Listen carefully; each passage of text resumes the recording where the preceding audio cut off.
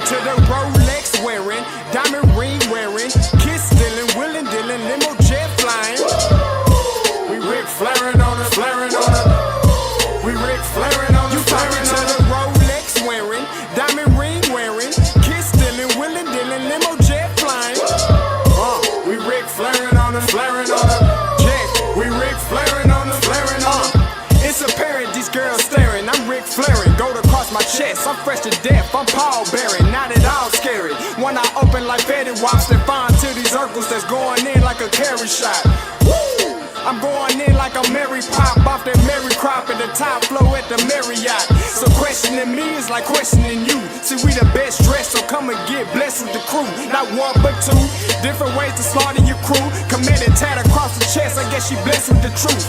People want to see them checks, representation of proof. Living through my elders trying to resonate to the youth. But ain't nothing to get my flash on. Longevity is heavily embedded in my melanin. Layman terms, I last long.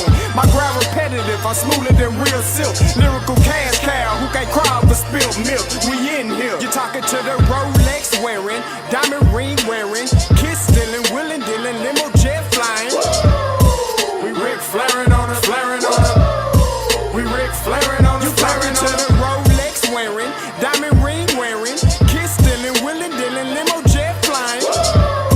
We Ric Flairin' on it, flaring on it.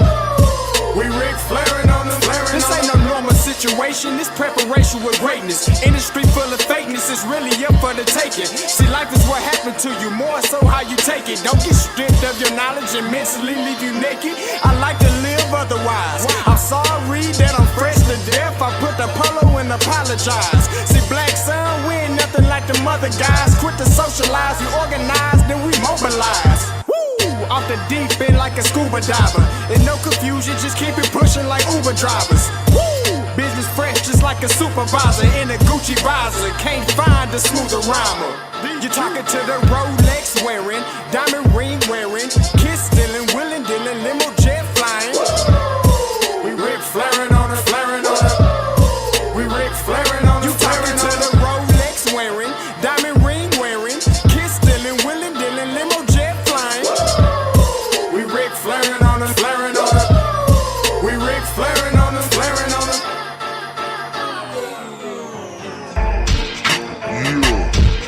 DQ, baby. Shout out that boy Nigga for that fire track.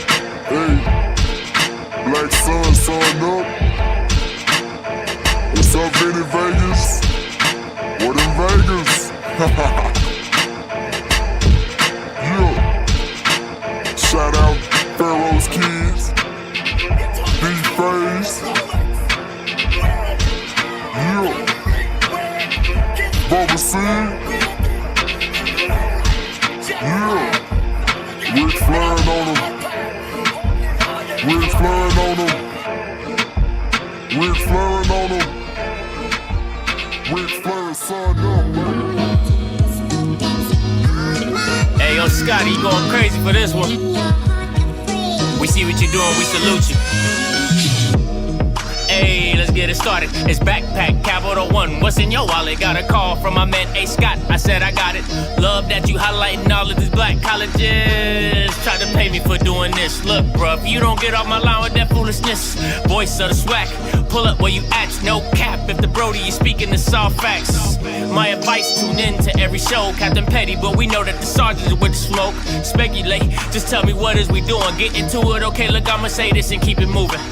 My boy Scotty, man, he offered the least. Black grad, paying college, I'm glad that he called me. Walking, cause we all been taught that talk is cheap. Even primetime knows Scott for the HBCU streets.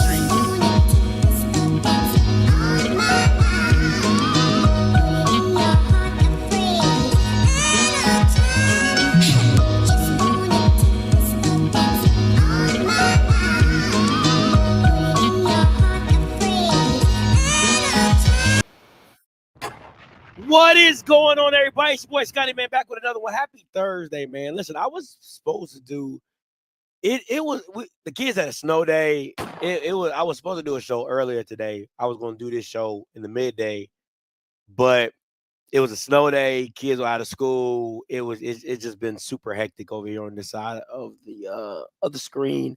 So ended up doing this late. as everything's winding down and getting to whatever they're getting to and stuff like that. But just some stuff I want to get off my chest before coming into 2025 and talk about some things. Let me see if I can. I'm trying to bear with me because I'll be doing stuff at the last minute. I'm trying to get my sound pad to work, but sometimes it messes up and I can't add or take away new sounds. And it's really bothering me. Testing. So I'm gonna try to do it one more time.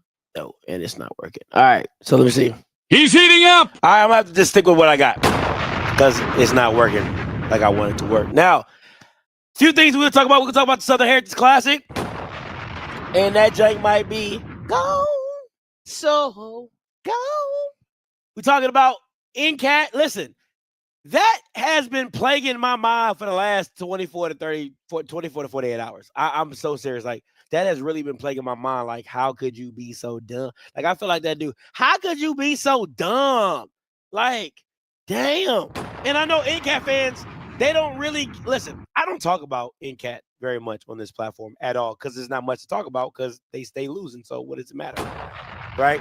Like, you're in the CAA, you can't beat the white people. You lose. You've been losing to your rivals. You've been losing to the blacks. You've been losing everything. But now, doing stuff the way they doing it, it just gonna make me just like, it is what it is. It is what it is. And then I got an announcement that I want to talk about closer to the end of the channel before we get up out of here. So, not a long show, just something to get through Thursday because I don't do shows on Friday, so don't be asking me. Unless something really, really big hits the streets, you know what I'm saying? Word on the street is it's supposed to be FAMU and Howard. That is word on the street. You didn't hear that from me, though. You didn't hear that from me. I don't know who you heard it from, but you didn't hear it from me. But that's just word on the street. Run with it if you want to. Don't run with it if you don't want to. It's just, that's what I've heard. So go from there. Which I don't think is a bad idea. I think listen, to have a Celebration Bowl rematch in Miami, I don't think that's a bad idea. Listen, Howard can afford that trip to Miami. If Howard can't afford nothing else, if they can't afford to redo their stadium, they can't afford to redo their seats, they can afford to travel. Them alums can afford to travel. So that's nothing. That's nothing to Howard. Howard alums, that's nothing. Little chump change, little jump on a flight, little everybody go up to Dulles, you know what I'm saying? Families come out of Dulles, BWI, fly their ass down to Miami. That's nothing. Now, I don't know if they fan base travels like that, you know what I'm saying? But, if we talking about income-wise, Howard don't got no problem with the income. You know what I'm saying? They'll put some stuff together, you know what I'm saying, make it happen. They probably charter a whole private plane to make it down there in Miami. Let Howard talk about it, but, it is what it is. When you're getting $50,000 a semester, I mean, what is travel to you? I'm just saying. Anywho, right? So now let me say this. I know that Vic jersey has been going crazy on Twitter. It's been going crazy on Instagram and Twitter and everywhere else. So listen, can't play the music, but that is the Vic jersey. Now, again, well, not again, because most of y'all don't know this. So from what I have been told, this is not through the school. Okay, this is through Marcus Vick. Marcus Vick, if you see MV5, he is behind the production of the Michael Vick jersey. So, listen,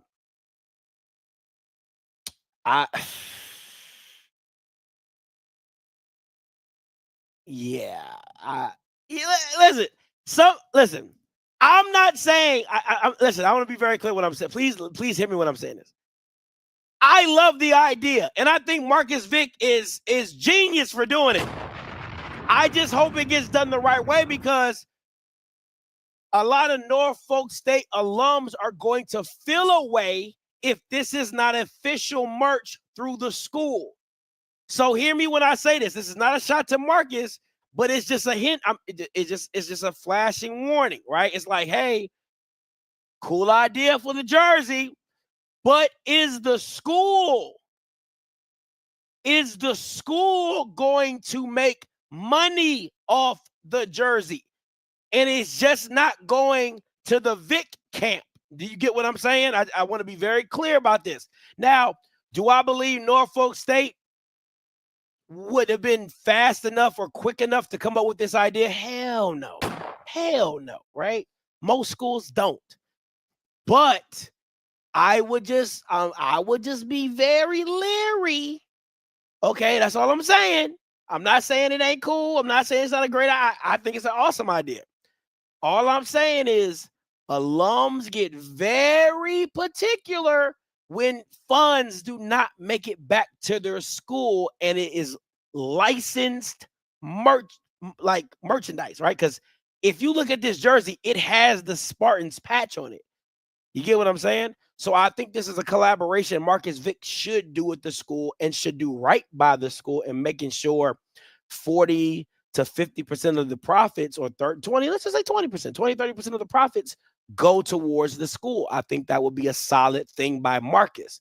But if that does not occur, I'm telling you right now, it's going to be a lot of, it ain't going to be, let me just tell you what's going to happen.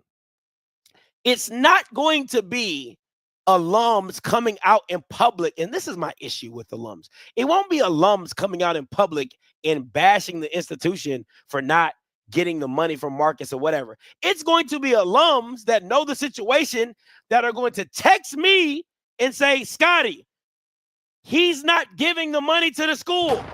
None of the money from the jerseys have gone to the school, or we haven't got a percentage, or we haven't got 20 or 30%. And I'm like, how do you know this? Well, I know this person, and this person is cool with this person. I'm cool with this person, so that's how I know. And then I'm going to have to come back on this platform, put Marcus Vick's face on my thumbnail, and say, scam. That's how it's going to happen. It's exactly how it's going. I'm telling you exactly what's going to happen, because it's going to be a lot of alums in their alum group, in that little private alum group that they do, and be like, oh, he not paying the school and he getting all the funds, and it's going to be a whole bunch of mischief. So Marcus Vick, if you don't hear nothing I'm telling you, please make sure you are partnered with the school to make sure some form of funds go to Norfolk State, right? I'm just saying. Listen, I'm not saying he did or he didn't. I'm not saying he did or he didn't. All I'm saying is people use the symbols every day, B, okay? And they not official licensed merchandise. Because if it takes a while. That is a process. And I'm not saying that he didn't go through this. I'm not saying what he did not do. All I'm saying is just make sure you're doing your due diligence in using it. Because there's a lot of people that use schools' logos and get paid for it, and the school gets no money.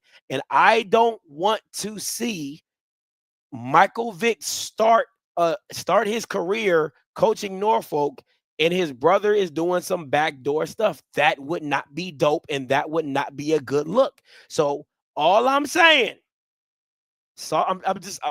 I'm heeding warning, because I'm telling you, it will be found out, and it will come down the pipeline. And I'm telling you, I'm going to do it. It's going to hit my line. Somebody's going to text me. Somebody's going to reach out to me and tell me that such and such is not going down, or we're not getting any funds. And that's all I'm saying. That's all I'm saying.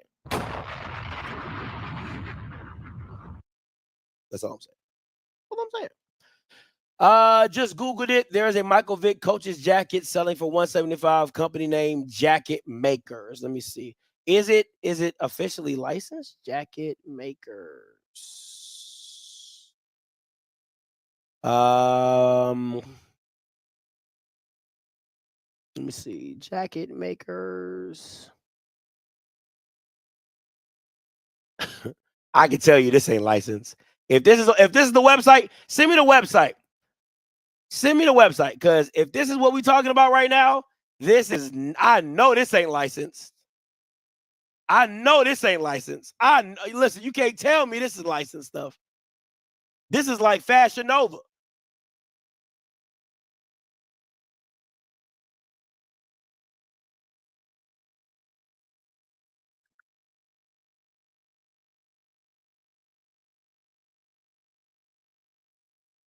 Let me see. Inspired from Norfolk State Spartans. It says inspired from, so it's not official. That's why they damn sure got the logo. Let me see. Logo edition standing in line. Yeah, this ain't licensed. That ain't licensed. Additional information. That ain't licensed. I don't care. Nobody say this ain't licensed. Yeah, this ain't licensed. Inspired. I'm telling you, that's exactly what it says. It says inspired by. It's not licensed. Coach Vic signature letter on the jacket. This was logo on the back. Fine quality stitching. Jacket. I'm telling you right now, this is not licensed at all. It's no, it's not licensed. I listen, there's no way you can tell me that. Is what they like Sheen. They like Sheen. All they do is they see something, they remake it, and and they are about to get this. They gonna get somebody. I'm telling you. That's all I'm saying. I'm gonna leave it alone. I'm gonna leave it. The fact that I just gave them promotion is going to take me out. So I want to talk about that. But shout out to Marcus. I think it's a great idea. I want to be very clear. I think it's a great idea. Shout out to Marcus. I think it's smart, genius. Just make sure it's done in the right way. That's all I'm saying. Is just make sure it's done by the school, because you don't want them alums coming at you on some next level stuff. And I'm just saying, it is what it is. All right. Now, let's talk about the Southern Heritage Classic. Let's talk about it, because it's going away. Word on the street is going away. All right. There's an article that says it's going away. So in the article, it says Tennessee State University is not currently scheduled to play in the Southern Heritage Classic in 2025. TSU unveiled their new schedule, which is missing the Southern Heritage Classic. The Southern Heritage Classic Cultural Celebration is planned for September 11th through 13th of 2025. TSU is not currently scheduled to play a game that weekend. Action News 5 has reached out to TSU for a statement. Now, let me just say this. Call lines are open, by the way. 518-263-8124, 518-263-8124. Let me say this.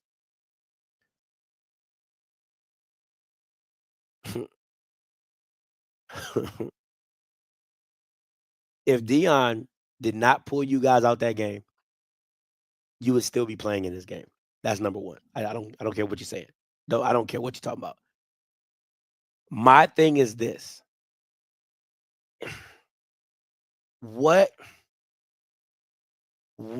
is it going to have to take for people, for schools, for institutions to really start taking the power back in these classics?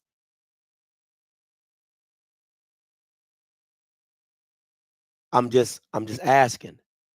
I'm just asking, because I think a lot of it stems from people just wanting to do what they've always done.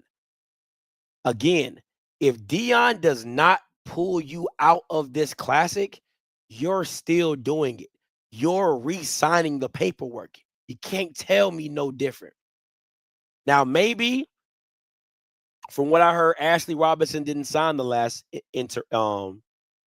contract. So maybe Ashley comes back and he renegotiates, he gets more money or whatever.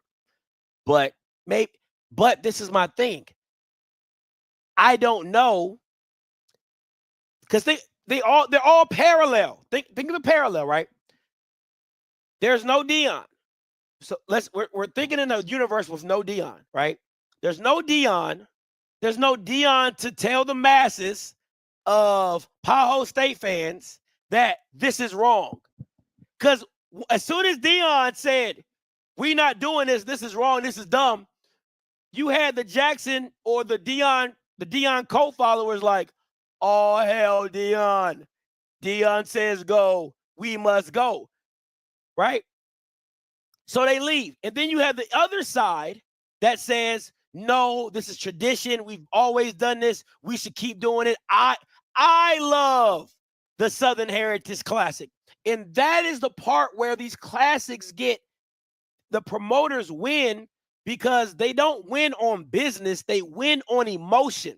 They tug on your emotion to be like, oh, I love the last time I went to do this. I love the last time I went to do that. Oh, I remember the memories of my first classic. They pull on your heartstrings. That's why you get mad at institutions when they talk about not doing a classic or not playing a game, even though it's not in the school's best benefit to play a certain D2 school because the profile doesn't fit. It doesn't help their profile. But it doesn't matter. It's what I feel. It's what I love. It's what I want. It's a lot of that, but it's not in the school's best interest. And I think there's a lot of classics, to me, that are, but even though Deion did it for selfish reasons, it was still beneficial to the school because monetarily, if Deion's saying, hey, I get more money when we have more home games, that's cool. But which is correct, they made more money from home games than they did at the Southern Heritage Classic. But still, it was still bad business. It didn't make sense to drive all the way down there for, the band, the school, whatever. And then I'm only making so much amount of money when I could just stay at the crib and schedule a home game and make $800,000, $700,000. And then Deion gets a piece of that, right? So I get it. It was for selfish reasons, but it doesn't mean it wasn't a smart move, even though it did benefit him for not being in it. I think the question that I have is what other classics need to go or be changed? And again, I want to be very clear when I say this because people will say, Scotty, how do you talk about HBCU, but you don't respect the classics? It's not that I don't respect the classics. It's the classics don't respect you. I'm going to say that again because people say I yell, so I'm not trying to yell this episode. It's not that I don't respect the classic. The classics have to respect you. And the same way I tell my friends and family when they be like, I tell people all the time, they be like, oh, there's no money in the hood. Then why are there liquor stores? Then why are there hair stores? And again, if there's no money in HBCUs, they wouldn't be doing, white people or black people would not take the risk of putting on a game if there was no money being made off of it. And the quicker we understand that, the quicker you can make your own profit off of the game. The only thing a promoter is doing is taking the risk of putting on the game. But there's no, guys, this is what kills me. I wouldn't be doing something for 40 to 50 years that doesn't make money. It wouldn't make sense. Why would I continue to put on an event? Why do you think the other classics that fizzled out, they weren't making money? The Circle City Classic, it fizzled out because it wasn't making money. All the classics that some of you guys bring up, man, I remember the South Pole Classic. I remember the collard green classic. I remember the mac and cheese and beans classic. All that stuff fizzled away because the money wasn't being made enough to continue it. That is why it faded. But if the money was being generated at a high level, I'm not letting that go. It's my golden goose. Why would I let the golden goose go? But again, I keep saying this. The cult-like mentality of just we do it because we do it is what gets you caught up in classics that don't benefit you on the back end. It's just because, man, we got another. I can't wait to go to the classic. I can't wait to go to the classic. I can't wait to go to the Classic. It just is. Okay. Let me break this down for you, right? Let me break this down for you. I talked to Courtney Gaucher. I had a whole conversation, and I asked him straight up. I said, why did you get to the OBC? I put this on my kids. I put this on God. I asked him, why did you get in the OBC? He said, Scotty, he said, a sold out home game. He said, I don't clear $500,000. He told me straight up. He said, I don't clear $500,000. You know why I don't clear $500,000? He said, because somebody's going to take money that is not supposed to be taken. He said, I can guarantee you. He said, the biggest games are homecoming and rivals, Southern, Jackson, whatever. Those are your big games. He said, but if I'm able to replace a regular game of a Valley, of a Texas Southern, for the OBC to pay me a net profit of $500,000, I'm good. But Courtney told me straight out of his mouth, I promise you, he said, every home game, somebody is going to take something. Somebody is going to start taking something off the top of something. The money that I'm supposed to get, I won't get it. It just is what it is.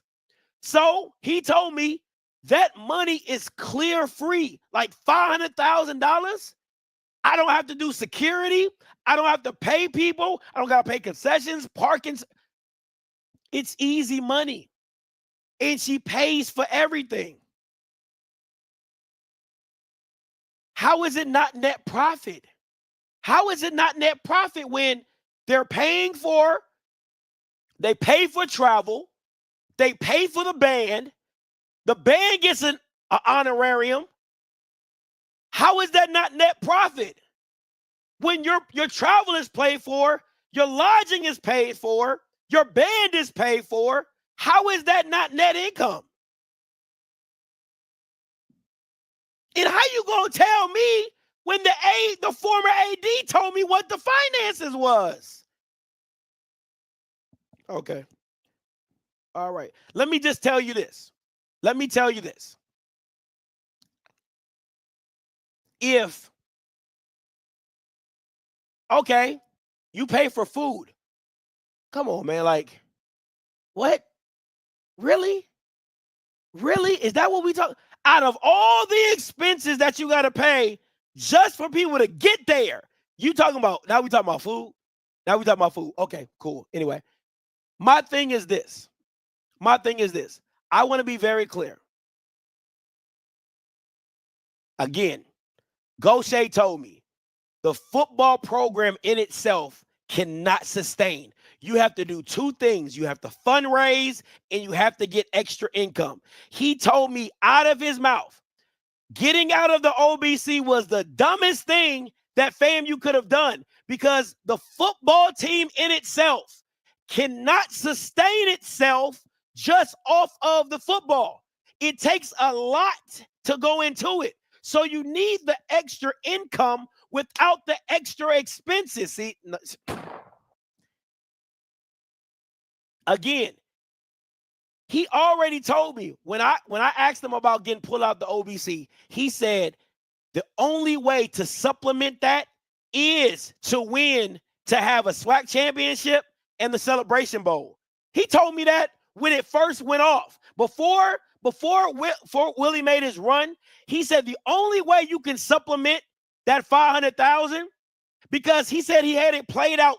He played it out perfect. He told me his whole plan. He said, Scotty, I did it perfectly. The OBC was the week before the Miami game. He said, we played the OBC game. He said, because people was mad at me that I scheduled the Miami game. He said, but I had it all planned out. The $500,000 was played, they would have played the week before the Miami game. They would have stayed in Miami and play the Miami game so they wouldn't have to worry back and forth for the travel. He said, I already had it laid out. So we were saving because why? The OBC took care of the travel to get there. So we wouldn't have to pay for that. We stayed.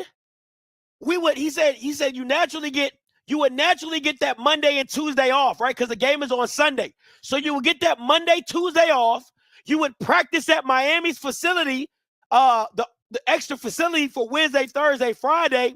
You would play the game Saturday and then travel back one time from Miami.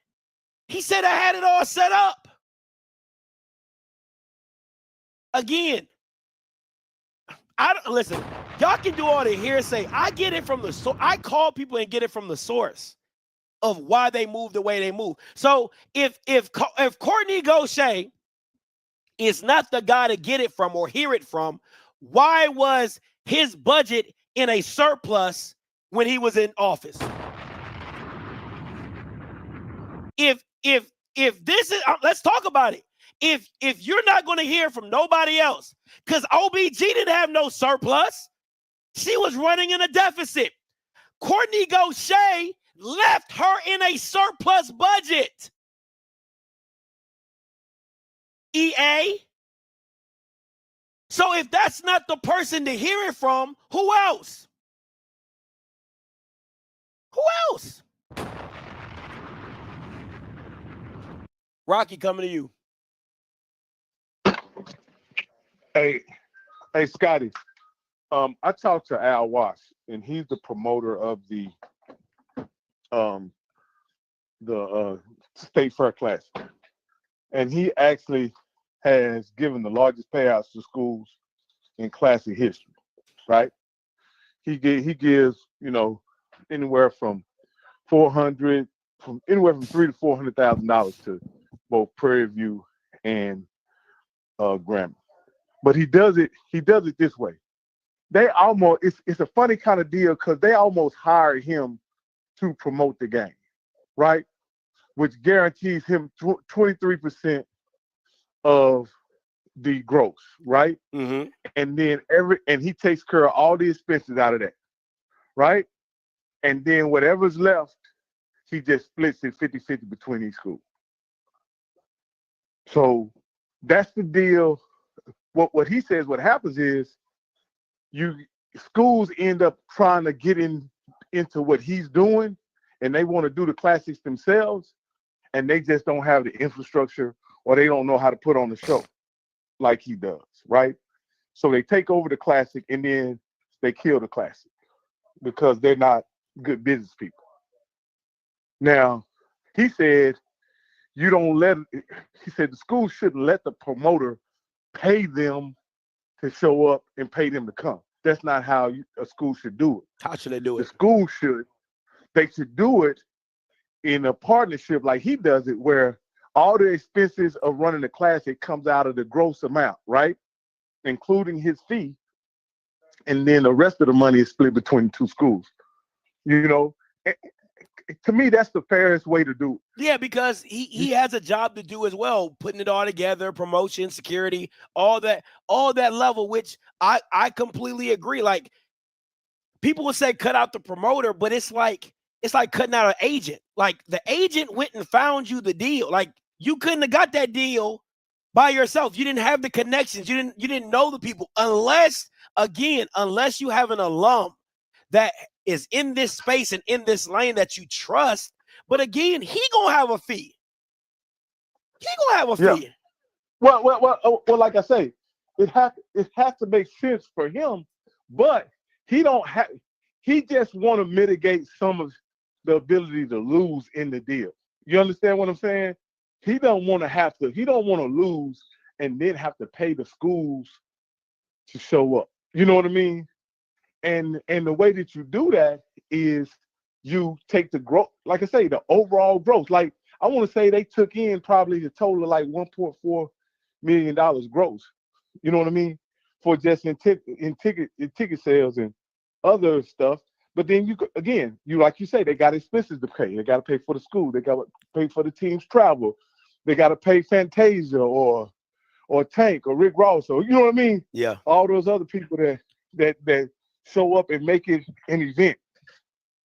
You know, and he said, and the reason why he has so much around the State Fair Classic is because it's never, he said he promoted for 50 years, and for 40 years, it wasn't even a football game. He said Grambling won like 40 in a row. The You know thing, what I mean? but see, So he has. he had to have a show around the game because the game wasn't much of a football competition. Okay, talk about. So the state, okay. So what came first, the state fair or the game? The State Fair came first, of course. Okay, so to me, it's like if you just add a game to the state fair, it was always the state fair. People was always going to be there. You just added a game to it. Yeah. Yeah. So I mean, that wasn't the hard. Cotton Bowl is not. The Cotton Bowl doesn't come with it. You got to rent the Cotton Bowl. You understand what I'm saying? You got to operate the Cotton Bowl. I get that, but I'm saying, all he literally did was say, "Hey, I think a football game would go great with the state fair." Like that's it. That's literally all he did, because the state fair brings thousands of people. It's the state fair. You know, the big little orange, the big guy with the cowboy hat and all that, turkey legs, fried Oreo, fried dumpling, fried pickle. It sells itself. And part of it is, part of your ticket price is interest to the fair. So the fair has to get something when you purchase a ticket, because they're letting you in free, or not free. I'm about to say not free. You know. Yeah. So I mean, it wasn't, to me, it wasn't a hard sell, because you're already going to have people in place, and there's a big fan base. There's a from Grambling to Tech, from Prairie View, their fan bases in both are in Dallas. You know, they have alum chapters in Dallas, I would assume. So it wasn't really a hard sell. So I mean, yeah, was he a genius about doing it? Yeah, but it wasn't. I mean, I'm not trying to make him out to be a genius. I'm just saying the way he breaks it down, I think it's fair to the schools. You understand what I'm saying? I'll say this: it's not the highest payout. I'll give you that. It's not the highest payout, but it may have been the highest payout early in the classic years. Yeah. But now that's like chump change. But who would pay out more? I think if we're talking about pure classics, it's either between FAMU in the Florida Classic, and then I would say probably the Bayou Classic, and then the Magic City Classic. Okay. That's how I think the Florida Classic does. I think the Florida Classic does more because they have the partnership, right? Both schools own it, and they use a promoter to see. Okay, the Bayou Classic is not. From what I understand, from what I've read, Nochi owns the Bayou Classic. I don't think the schools own the Bayou Classic, if I'm not mistaken. I could be mistaken, but I think Nochi owns the Classic. Just like I don't believe A&M and Alabama State own their Classic. I don't think they own their Classic. But I know FAMU and Bethune-Cookman, they own their Classic. Well, but like Al Watt said this, the promoter has to realize that he doesn't have a product without the schools. So you gotta be willing to give the pack fair with the schools. Now, he said what has happened is, like he said he did a game in Yankee Stadium or something. Anyway, he was telling me all the history around it. And the way the deal went, they made a lot of money. But the schools, didn't like how much he got paid on that particular classic. You know what I mean? And so the schools decided to try to do it themselves, and it flopped. So I think it has to be a balance in that the schools have to understand that the promoter has to make some money. No, he don't have to make all the money. Yeah. But he has to make some money. I think the Southern Heritage Classic is what it looks like when the promoter owns it. Because Fred Jones owned the Southern Heritage Classic. He owned that. It wasn't no partnership. Fred Jones owned it, and he paid them pennies on the dollar to do it, and he made a hand over fist in doing it. And why? Bama's just kept showing up. Why? Because I love the Southern Heritage Classic. I love it. That's just what it was. I also want to say this, Scotty. Promoters also have an advantage in the situation too if they've done it for years, right? Because they have that tradition, and as long as they know how to spoil and bless The big wigs, the big wigs, the big wigs, they're going back. They'll come back because it doesn't matter to them. What happened with the Southern Heritage Classic was Deion say that's a home game, and that food that meat could be on my plate. And so Deion said it didn't matter to him what anybody. It didn't matter about him the limousine rides that the president was getting. It didn't matter about the suite. It didn't matter about none of that stuff for Deion. Deion was wondering why we ain't got more home games because I get a share of the gate at home. That's why I meant when I said he was selfish to make that change or make a big stink about it.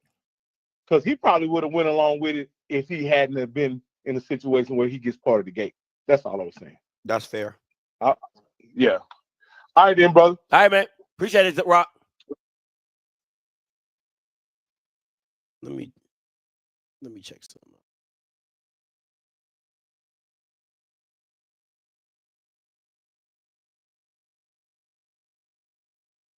Hold on real quick.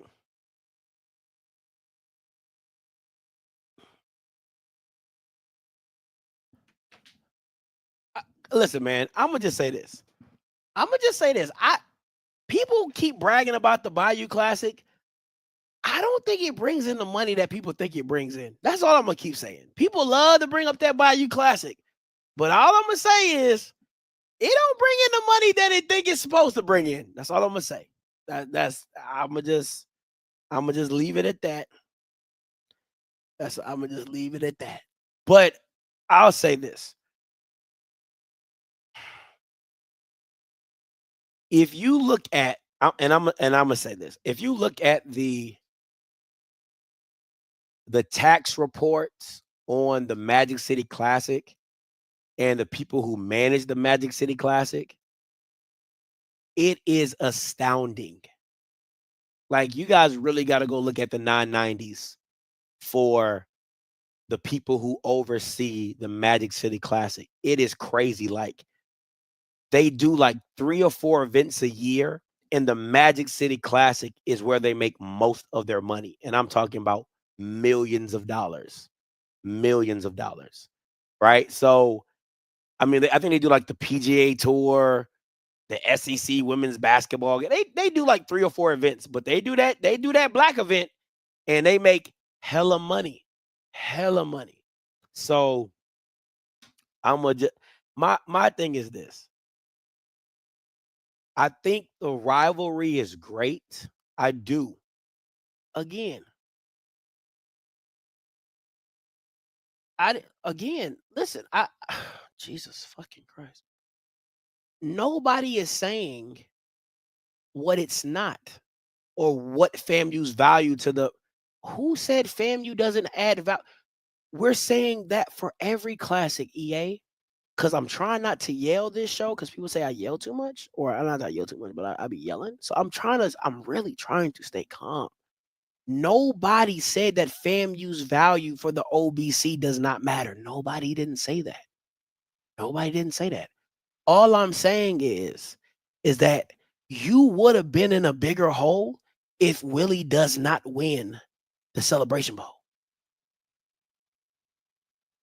Because again, football cannot finance itself, and you hired somebody who couldn't sell ice to an Eskimo. So, I mean, like, she couldn't sell ice in the Sahara Desert. That's how bad of a fundraiser she was. So, again, there's a lot of forms and factions that all add up to you being in a deficit budget right now. But when you was with Gaucher, you was sitting high, looking pretty, surplus in budget, balanced on time. That's all I'm saying. So again, I'm going to keep saying this as well. the promoter has to make money as well. If you're not in the business of doing it for yourself, you cannot get mad at what somebody's going to pay you.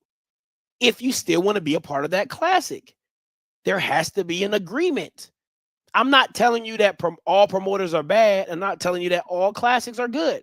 What I'm saying is, just like Rocky said, there has to be a give and take that you're like, okay, hey, we need a promoter because we don't want to put all the work on ourselves and our institution, but we also want to get fair range. And again, if a promoter is asking you to be a part, I look at it like this. What would you make at a tradition? And it's just basic. All you schools have business departments. How about you use them, right? Because the business aspect is, how much do I make at a normal home game? If I make $400,000 or $500,000 in a regular home game, well, I want 3 times that fact, or I want 4 times that fact for me to give up a home game to come. So if that's $2 million, then it's $2 million. If that's your price, that's your price. Just make it make sense for why you're leaving. That's all I'm saying. What's up, Cal? Hey, what's going on? Off-script? What's up? Right for the Bayou Classic. Wouldn't it make sense, right? You want to renegotiate your deal. I don't know how much money they're making, but the poor power move. Have a home and home, Southern Grambling, raise the ticket prices, and force the ones to come back with a better deal for you. Because people are going to come to that game regardless. Say it again. If they have a home and home, they pulled out the Bayou Classic, right? And they just had a home and home, and it raised the ticket prices for that game to compensate the money they would lose for the Bayou Classic until you force New Orleans to come up with a better deal for you. Well, no stadium is going to hold. Neither stadium is going to hold how many people want to come to the Bayou Classic. Yeah, right? Because think about it. A lot of people are in the suites, right? There's a lot of people in them suites. I'm telling you that right now, right? So you take out a lot of business people that aren't going to go because there's no suites, right? There's no suites at Grambling. You got your suites at Southern, but you're not holding what you want to hold for the Bayou Classic. You're just not.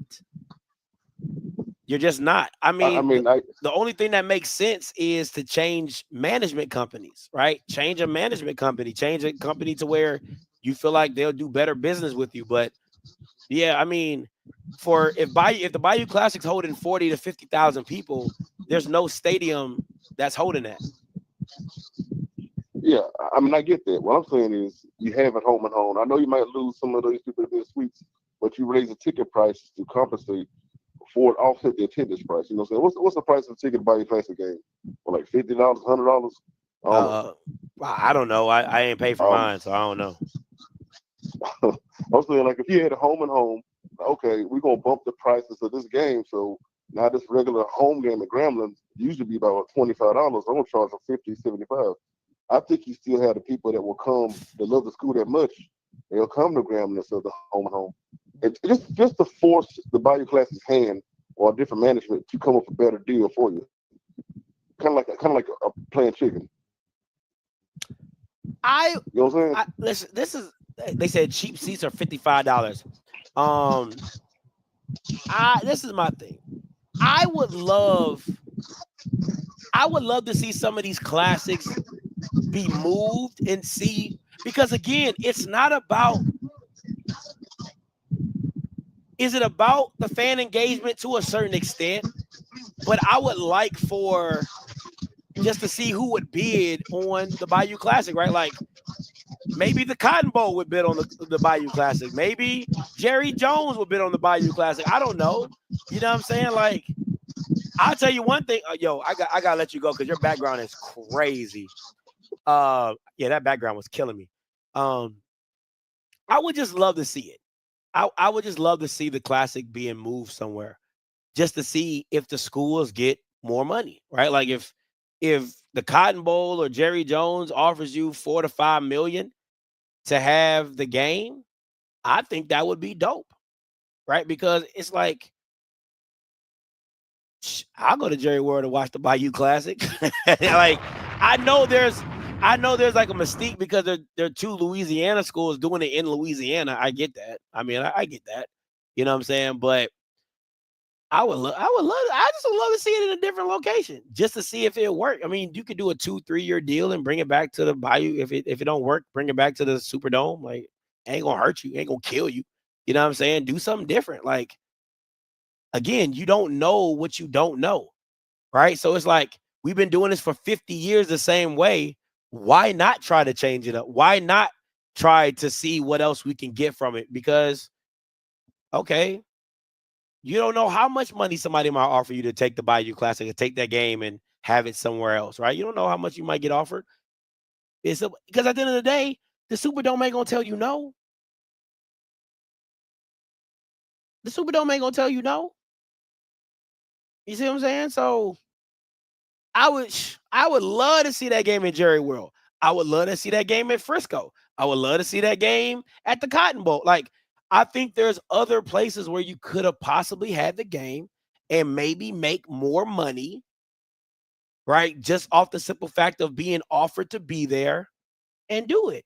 But again, if you're not willing to try to see what somebody else is willing to offer, if you're just stuck on the mystique of it being in the Superdome, is like, okay, like, are we in the business of making money, or are we in the business of making people happy? Like, that's the part of it that I think that do it. What's up, Rock? Being in the Superdome.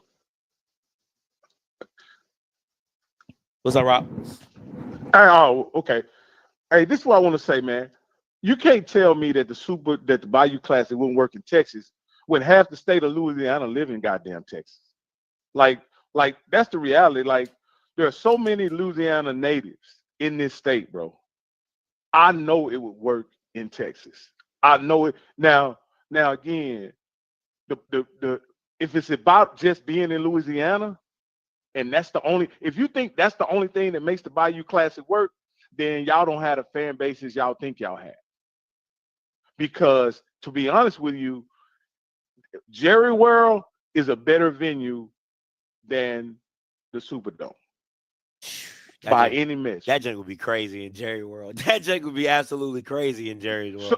So, by any measure. I'm talking tailgating. I'm talking whatever you want to do with it.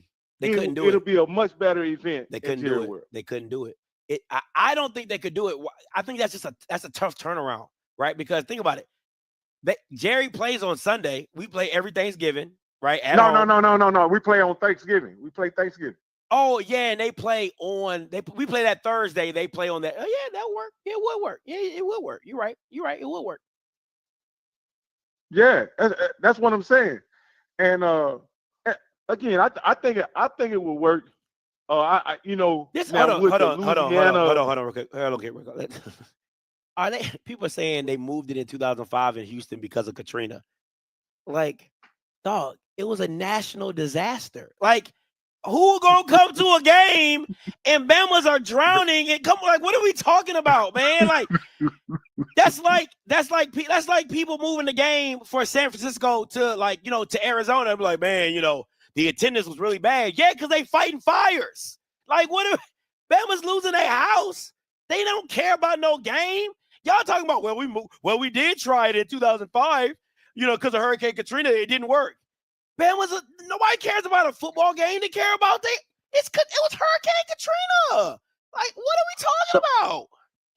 So Perry says the Bayou Classic works because the people wanted to come to New Orleans simply. Okay. I don't New Orleans, Dallas, I mean, they both cities, maybe you get a different crowd in Jerry World than you get in New Orleans, but I think the people will come out in Jerry World. And again, I hate to repeat myself, but I got to. It's a much better venue. It's a much better venue. And here's the crazy thing. People from New Orleans, they don't even do the French Quarter stuff. Like if you go somewhere to New Orleans with somebody from New Orleans, They don't want to go walk down the French Quarter with you or do nothing like that. They'll say that's tourist stuff. So why wouldn't you want to take that amazing event on the road and get what you worth? As long as you're not willing to do something different, you're not willing to get something different. All I'm saying, you don't get the same thing if they're just willing to do the same thing over and over. All I'm saying is this: if you can move for a national disaster, because that's really what you're in for, a natural disaster. That's why you moved it. Why not just try to move it and see what you can do with it? Again, the Superdome is never going to tell you no. They're not going to tell you no. You can always go back to the Superdome. How about just try it? Hey, let's see if it works. Let's do something different. Let's spice it up. You go to Dallas, it don't work. Next year, take your ass back to the Superdome. Like, I don't get it. People on here talking about what they don't even know what the fuck know what they're talking about. They talking about turnaround is too quick. Cowboys Thanksgiving game. Bro, they play the state championship Wednesday, Thursday, Friday, Saturday, and then play a game on Sunday. So it's not too quick of a turnaround. It's not too quick of a turnaround. And if Jerry can't turn the stadium around between Friday and Saturday, he in the wrong business. And you know Jerry in the right business. Jesus Christ, man, Perry. I've said Legion Field is horrible. I hate that stadium. It is the poorest rundown stadium. Go ahead, finish your point, Rocky. I'm gonna get to Perry because no. I just wanted to say is if the Bayou Classic and the Southern and Grambling fan bases are who you believe they are, it works no matter where they play the game. And I'm out, especially Dallas or Houston. Appreciate it. Listen. This is a no-brainer, right? Again, Perry, you're making my point. You're really making my point. This game should be moved away from Legion Field. Why don't they move it from Legion Field? Because we love the tailgate. We love the tailgate. Where's the tailgating? It's like, so you would rather tailgate and put people who actually go inside the game to sit in that horrible ass stadium to watch a football game when you can go to a different venue and experience it in a much better environment. It doesn't make any sense. But again,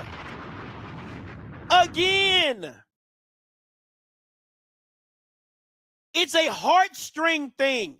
It's a I want thing. The schools don't even make money off the tailgate from what I was told. So if I'm the school, it does not benefit me to even have tailgating because we don't make money off of it anyway. If you want to make money off tailgating, make the game a home and home.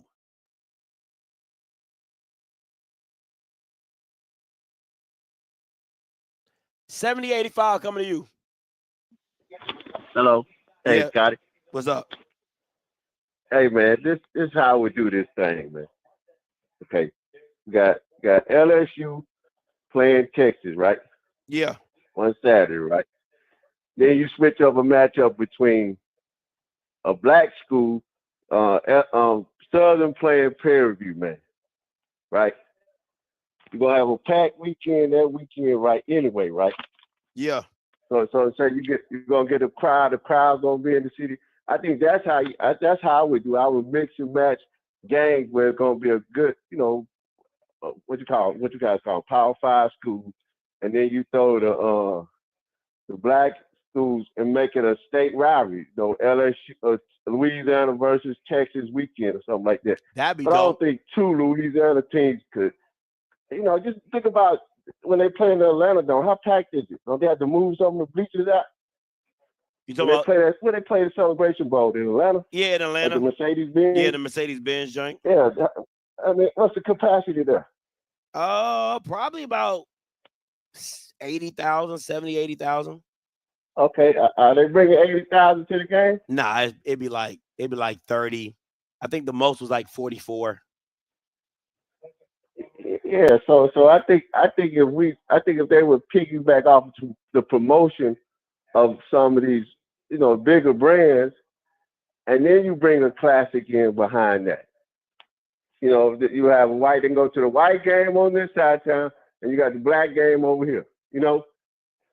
I think you'll probably get a better, or you can, I think you get a better impact on the city that way, and then split the profit. That wouldn't be bad. I So mean, what do you think? no, I don't think it's a bad idea. I mean, I don't know, man. I don't know, man. It's like, it is what it is. I think, again, administrations. Because I think the only two teams. I'm sorry. Okay, No, go ahead. No. You're fine. Go ahead. Yeah, say your point. You're fine. I think the only two teams that would probably generate a large crowd like that would probably be, well, three teams, maybe FAMU, maybe Jackson State and Southern possibly. But I think that it would have to be doing a big event or a hype event. I think if you put, match, Baton Rouge, that's a pretty, LSU, Louisiana fan base is pretty dedicated to their institutions, right? Yeah. So I think anywhere you put that situation in Atlanta, I mean not Atlanta, but in Louisiana, I think if it was a Louisiana weekend, maybe play it on a Sunday. You know what I'm saying? I don't know, but I think anytime you have a situation like on Friday, I think that would generate a bigger crowd and television impact. You know what I'm saying? And you like I said, you got to build a hype. You got to hype this stuff up before it even gets there. Call it the Black Chicken Circuit, whatever. You know what I'm saying? Black college football or something. Just be real about it. That's fair, man. Appreciate the call. Let me say this. Again, I've been to the Magic City Classic. Y'all niggas be y'all Bamas have y'all have a fake sense of reality, because a lot of times you're looking at it through an alum eyes, or you're looking at it through a school's eyes. You're not I am a football guy, right? I don't look at the game and, oh my God. I can tell you, I've been to the Magic City Classic. I'm telling you right now, the numbers are inflated. The numbers are inflated. It's literally the number before halftime and after halftime are two different numbers. Stop lying. Stop lying. Oh, you can't hold the venue. No, they only come for halftime and half them Bamas leave. Stop lying. I've been there. I've seen a packed house, and then after the bands play, I'm like, damn, where'd the crowd go? So let's not act like it's hard to hold people for half a game. It's not hard to hold people for half a game. It ain't. HBCUs prove it time and time and time again. It's not. Miss me with it. Uncle Willie, coming to you. Hey, Sky. What's up, Uncle Willie? Talk to me. Well, I heard Rocky. It don't make any sense. Now I can understand. I've never been to the Magic City Classic. I've been to a couple of Bayou Classics. It don't make sense for you to move the Bayou Classic out of Louisiana. That's for those Louisiana people and for those schools in Louisiana. Hell, you got the Dallas Cowboys. You got the Houston, Texas. So you stay over there in Texas. You get them Texas team to open up some type of classic. You don't go and try to take nobody else's stuff. Learn the history. Learn the culture before you go and try to make suggestions like that. That's all I got to say about that. I wanted to say something about your wife's show. I want to say this. I know she's in the background watching, Scotty, but this is what I want to say. I want to appreciate her for being a lady. And on her panelists, she have ladies on her panel, teaching women how to be wives, teaching women how to be spiritual and pray. And she's not presenting herself as being a low-quality woman. It's not ladylike to get on the airways and get drunk, have drinking games, and present yourself as a low class woman. And I just want to commend Key for keeping up that standard and keeping women and keeping them on the up and up and try to keep a husband. See, when you go and present that foolish behavior, you're gonna get simp ass type niggas. That's the type of behavior, that's the type of women, that's the type of men you're gonna bring. And I'm gonna tell y'all something, because I know you got people in your chat, Scotty.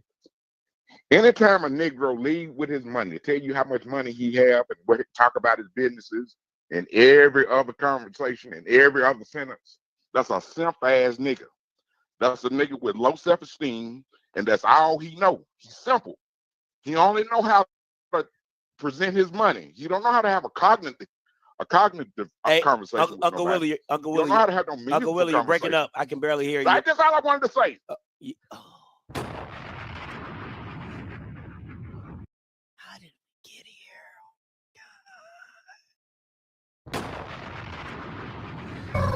What happened to that boy? Yo, how did we? Oh, goddamn. How did we get here? How did we get here? Jesus. Okay, let's move on. I'm done talking about classics. Anyway. Okay. Let me. Can we listen? Listen. When I tell you something bothers me, something really bothers me. And this bothered me. All, like, y'all don't understand. I don't like stuff like I'm the type of person, like, I can't let certain things go. Right? I just can't let certain things go. And when I can't, it just sticks with me. Like, I gotta keep asking questions. I gotta keep finding stuff out. And you know what? And now it makes sense. Listen, I'm sorry. It makes sense on why OBG and all them Bamas was smiling ear to ear. Cause I was like, cause you knew he got over. Cause you knew he got over. You knew he got over. You knew it. You knew it. 370. Let me say this. I'm gonna make this caveat. North Carolina A&T wanted Shawn Gibbs. Okay, that's it. That is what it is. They wanted Shawn Gibbs. They didn't care about the price. They didn't care about the price tag, and they overpaid. They overpaid for a car that's a limit. We can all agree on that. They overpaid for a lemon car, right? They overpaid for it. You had a Honda and you paid Maserati prices for it. Okay, whatever. But this is my thing. When I started digging, when I really started digging into his resume, he didn't really, a lot of the players that he won with, he didn't recruit those guys. So I look at it like this. A lot of people throw John Gruden away, right? Because they were like, John Gruden won with Tony Dungy's guys. You can say what you want to say. That Buccaneers championship was won with Tony Dungy's guys.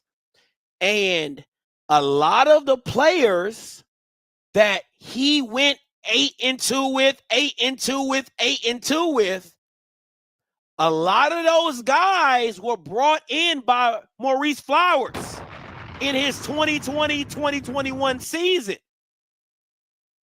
Emmanuel Wilson, Kelvin Durham from 2020. Go look at the 2021 roster when Maurice Flowers was the head coach. Go look at the roster from 2020 to 2021. Go look at the roster. A lot of those guys that were brought in were not underneath Shawn Gibbs' head coaching reign. It was not. It was not. And if we're being honest, maybe Maurice Flowers should have got that phone call. I'm just saying. AJ Niles, listen, man. I'm trying to stay cool. I'm really trying to stay calm, and I'm really trying to stay cool right now. Like, I'm not trying to yell. My kid's asleep. All I'm going to say is stop bringing up that MEAC shit. Stop bringing up that MEAC shit. Stop bringing it. You're not in the MEAC anymore. You're not with Rod Broadway anymore. Stop it. You sound like Southern and Eric Dooley. That's really what you sound like right now. You sound like all them Southern fans that were begging and clamoring for Eric Dooley to come back. Because I remember them Pete Richardson days. And I remember. Stop it. You're not in the MEAC anymore. What that you're not in Kansas anymore. Okay? Let's stop acting like you are. You're not. I'm trying to stay calm. I'm trying to stay composed. I ain't trying to fly off the handle. But all I'm saying is this. A lot of that stuff that Maurice Flowers had at Fort Valley State was because of Maurice Flowers. He built a lot of that team that Shawn Gibbs benefited off of. That's all I'm saying. And I think Maurice Flowers probably should have got a call. And Dr. Parker has won more in Division II than Shawn Gibbs has ever done. Again, maybe he should have got a call as well if you wanted to stick with the black folks. All I'm saying is for $375, instead of buying a Honda, you could have actually went out and bought a car worth $375. Shit, you probably could have got Cam Newton. That's all I'm saying. That's all I'm saying. That's all I'm saying. Again, y'all looking like Southern. Y'all looking like Southern.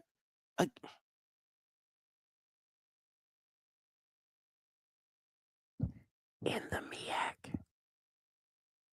Maybe you don't hear me. Maybe I need to whisper it to you. All that shit worked in the MEAC. Trey Oliver, MEAC. Yeah. That's all I'm saying. That's all I'm saying. Then hire Trey Oliver.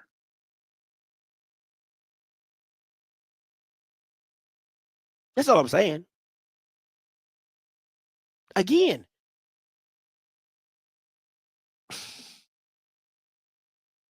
listen, beating one or two CAA schools a year, that's great.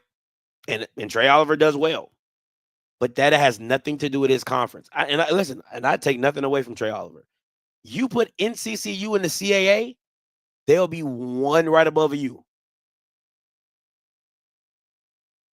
I mean, what you want me to say? What you want me to say? Did you not see when NCCU got mollywopped by Richmond in the playoffs? I mean, let's play this game. Let's play this game. You check NCCU and drop them in the CAA.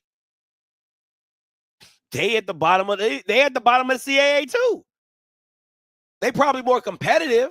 They probably not just saying, hey, let's beat 4 black schools and we're happy. They're probably not saying we'll just win homecoming. I think Trey Oliver in 2 to 3 years will have a winning record. 6-5, 7-4. But he would never win the conference too. He wouldn't either.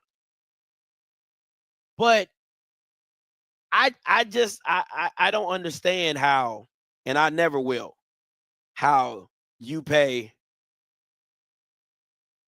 $375 for a guy who's never won anything. I just can't make it make sense. You just can't make it make sense. And I'm telling you right now, I cannot wait to 2020. I cannot wait for the football season. I can't wait. That's what I'm saying. It was dumb. It's just dumb. It was dumb to pay him $375. I'm gonna always say that. No, he wouldn't.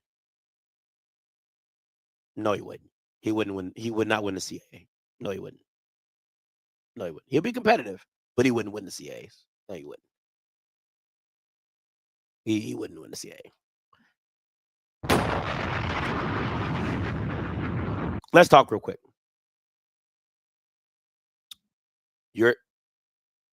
Listen, you're going down the right pathway. You're going down the right pathway. That's all I'm saying. You're going down the right path. Let's talk for a minute, right? I got 3:30 on here. I want to talk about something. So, I have been really dealing with covering HBCU football this year, right? And I made the announcement that I was walking away and stuff like that. But I'll tell you my overall goal and my plan. My overall goal and plan was to only cover the MEAC. That was going to be my plan, right? So I wasn't going to cover the SWAC at all. I was walking away from it completely. Like I was just like, F that. I'm done with it. Right. And I was only going to focus on the MEAC. I was going to cover the cousins and I was going to cover FIU. Right. And I was set. You could talk to Perry. You could talk to Mike. I had already told him what it was. We were talking about how we're going to switch up Outspoken. It was, yeah. You know what I'm saying? I had talked to everybody that I needed to talk to and I made the decision. Right. I had a conversation with a coach today. And at that, it was a Jackson State coach. And he had, trust me, I have gotten phone calls from everybody and their mama. You name somebody, I probably had a phone call from them, right? Of just telling me, oh, you can't leave, you can't do this, oh, don't go, blah, blah. I didn't give two shits. You can ask my wife. I didn't care. When I make my mind up, like, it's hard to change my mind, right? But I have to be very honest and transparent. I got a call from a Jack State coach, and we just talked. I'm not gonna say his name, but we talk and we chat and we make jokes. He jokes with me, I joke with him. And he talked to me, and he hit me up, and it wasn't because what I have a problem with, and it might sound bad, but I had a problem with people. I had a problem with people. It was always like a personal thing, right? Like, Scotty, what am I supposed to do at 7:00 if you're not coming on? Like I appreciate it, but it didn't move me because it doesn't resonate with me because you want me to come on. You know what I'm saying? Like that's why it doesn't resonate with me, right? Oh, what am I supposed to do now that I ain't care? That's just something about me. If I don't care, I don't care. And when I do care, I care. So we were talking, and he really gave me a different perspective that I hadn't heard, because you got to think about it. I'm getting a call from a team that I hope they lose every week. Like I literally make it known that I want them to lose every week. And he told me straight up, he's like, Scotty, we ain't the coaches and the players, we don't got no beef with you, bro. Like we enjoy we enjoy some of the stuff you do. We've used some of your clips for motivation. We've done all that.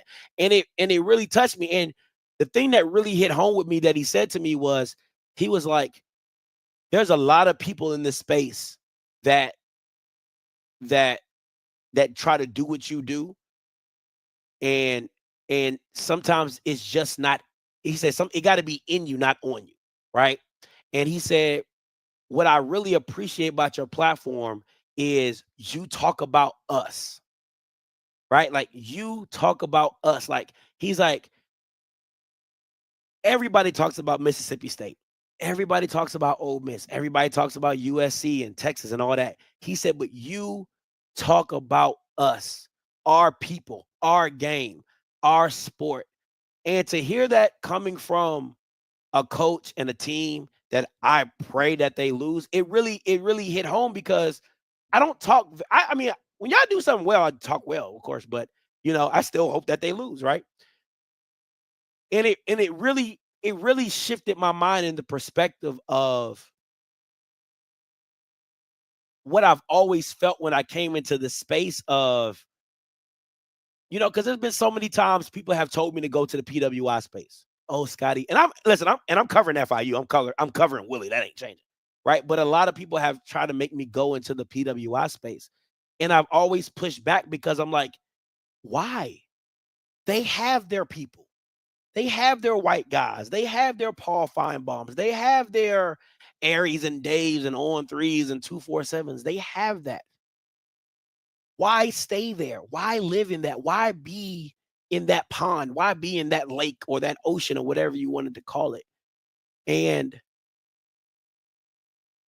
it really reshifted a lot of things in me because he said, Scotty, I know a lot of our fans hate you. And I told him I love it because he said, but we appreciate you. We really do. The coaches, the players, we appreciate what you do because you cover us in a holistic way that most people do not. And you cover HBCU sports and football in a holistic way. And he said, there's some stuff that you talk about that, I can't confirm, but you be spot on, right? And I respected that. And so going into next year, first of all, I want to give a shout out to that coach. I'm not going to say his name. He knows who he is. But I want to give him a shout out because of him is the only reason I'm going to call Jackson State next year. And if they make me mad, I'm going to call them Paho State. But I am going to make a conservative effort to call them Jackson State because the players and the coaches deserve that because of what they do for the school and what. Now, I can't stand the Jackson State crazies. I can't. I never will. Can't stand their fans. Shout out to the realists, right? The people who are realists, right? But the crazies, can't stand them. Don't want them. Can't hear from them. But for real, shout out to that coach. I'm going to make a concerted effort to call him Jackson State. I will do that because, and let me be very clear. My wife has made statements. Mr. Campbell has made statements. You know what I'm saying? But I'm gonna be real. That really touched me. What that coach said and what we talked about, it really touched me in a way I didn't think it would, but it did.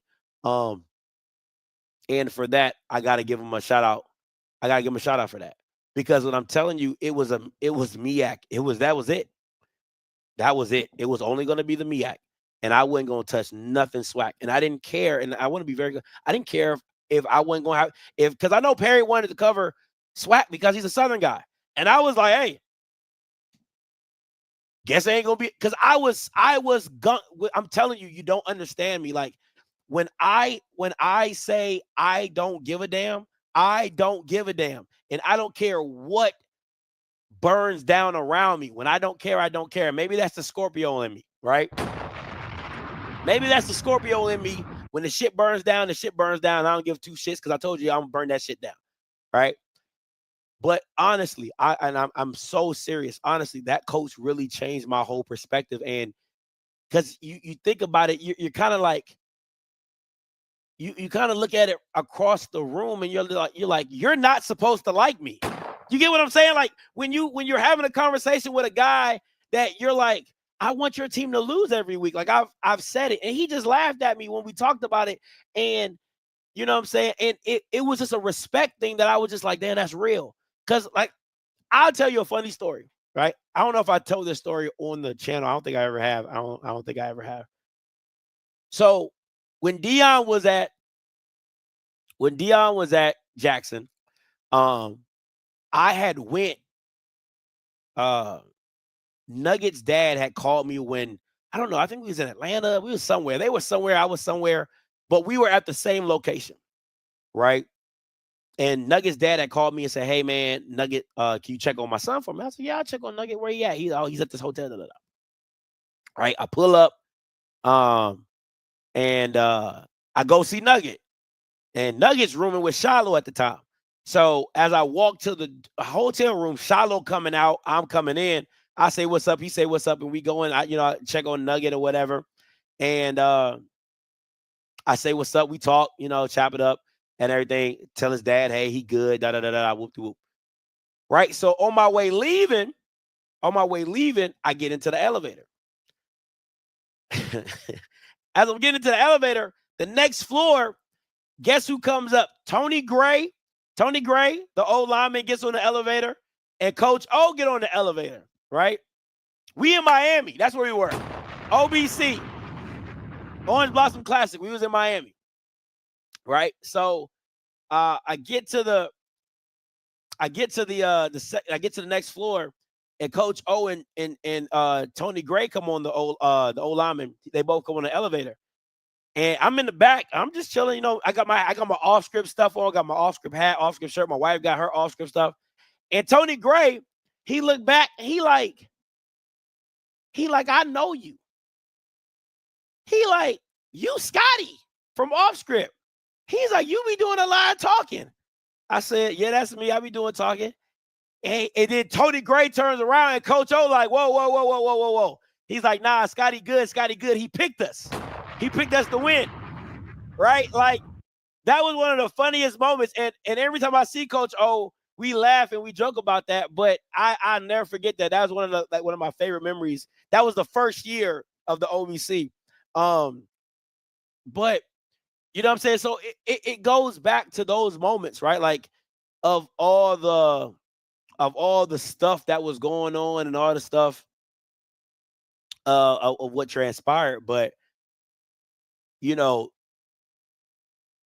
it was funny. It was funny, man. And I have immense amount of respect for that coach to have that conversation with me, to speak his mind on the situation, and just to keep it a buck with me, right? So again, 2025 is going to look like this for me. Right? 2025 is going to look like this to me. SWAC, MEAC, FIU, that's what's going to be covered on the platform. All right. Now, listen. Ain't nothing changed, though. Hey, ain't nothing changed,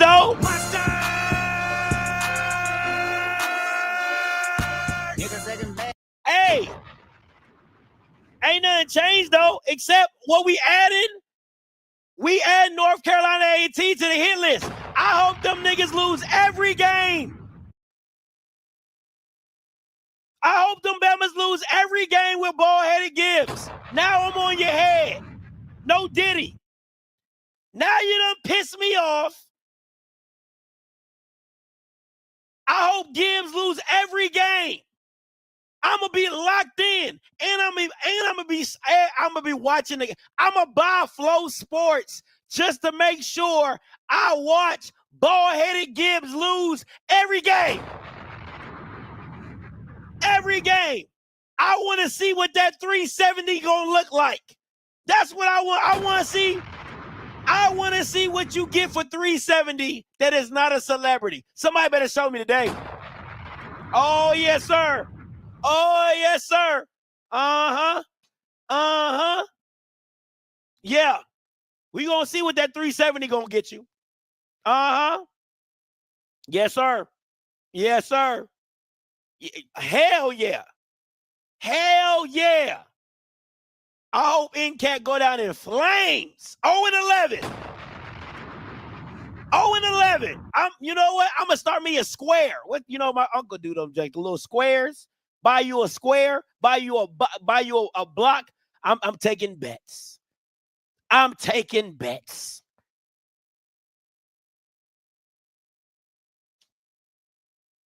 Going down in flames.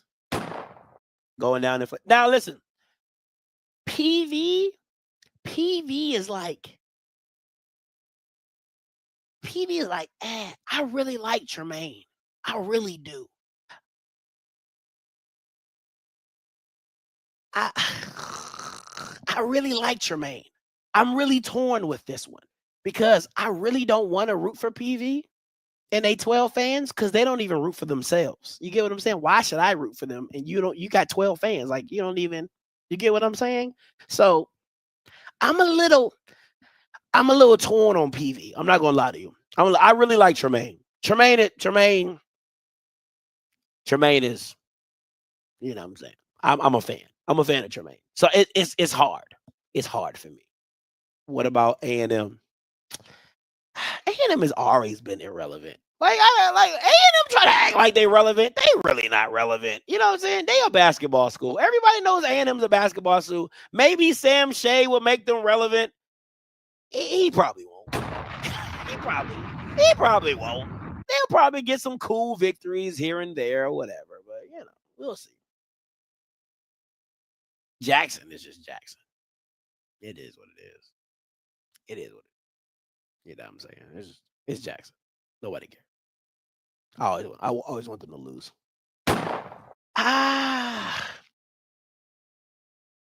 I don't know.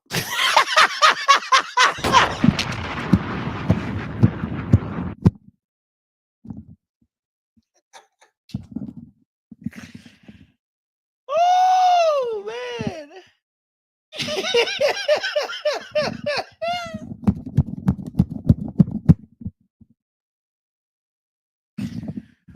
Oh. Yeah. So we'll see what that's about. You know, hey, listen. You know I'm always rooting for the celebrities. So Deshaun Jackson, Michael Vick, I'm always rooting for them. I always root for the celebrities. So it is what it is, because I understand what the celebrityism is all about and stuff like that. 375, shit, they could have got Cam Newton at North Carolina A&T. They could have set this shit ablaze. Ncat, Cam Newton. You bring Cam Newton into Ncat, CAA championship. CAA championship. CAA championship. I'm saying it right here, right now. If they would have paid $375 to get in Cam Newton, CAA championship. CAA championship. Playoff run, baby. They want to get ballhead Gibbs. Man, get the fuck out of here. Get the fuck out. Man, easy. Easy money. But nah, they want to get Gibbs. Giblet Gibbs. I got to figure out a name. I'm probably going to call him Giblet Gibbs. I don't know. Gibbs the Gibbler. I don't know. But I hope he gig y'all Bama's to 0 wins. I want 1 in 10. 1 in 10. Oh, can't wait to see it. You may as well add BCU and UAP, but they're irrelevant, man. Like, Bethune-Cookman's irrelevant. UAPB's irrelevant. He got fired? Roman Bates got fired? The Gibbster. The Gibbster. Roman Bates got fired? Nah, he didn't get fired. Somebody from Southern would have texted me if he got. Perry would have called me if Roman Bates got fired.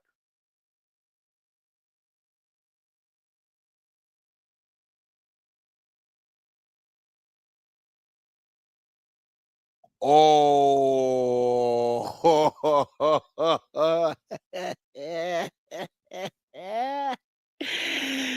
Sometimes you gotta pop out and show niggas. Certified boogeyman, I'm the one that up to score with him. He's heating up. Hey! Try and get me in trouble. You try and get me in trouble.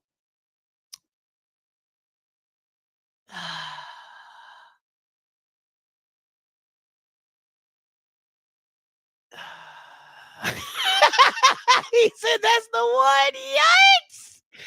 Oh, I like that. I like how you flipped it. I like that. I like how you flipped that. That's the double entendre. I like how you did that. No. I'm off. No, I'm not on that. I'm not on that bandwagon this year. I'm not. I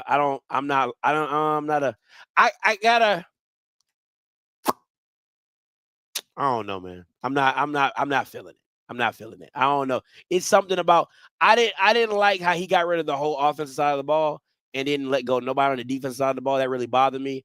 And then two, I don't think Cozy's a really good coach in my personal opinion. So I'm gonna say this. Do I want FAMU to win? I will root for FAMU to win because I like FAMU. right? I like FAMU, but I'm not like FAMU. Like you know how like Smash held me to the fire and was like, you got to pick a team and you got to rock with that team. Like I wouldn't do that with FAMU this year.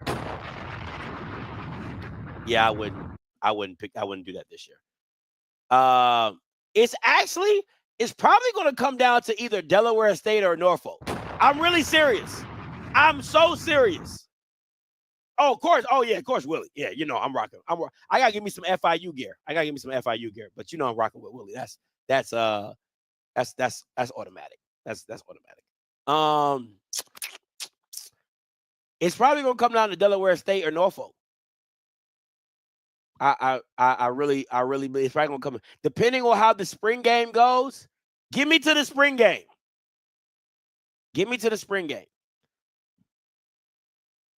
So who you rolling with in the SWAC?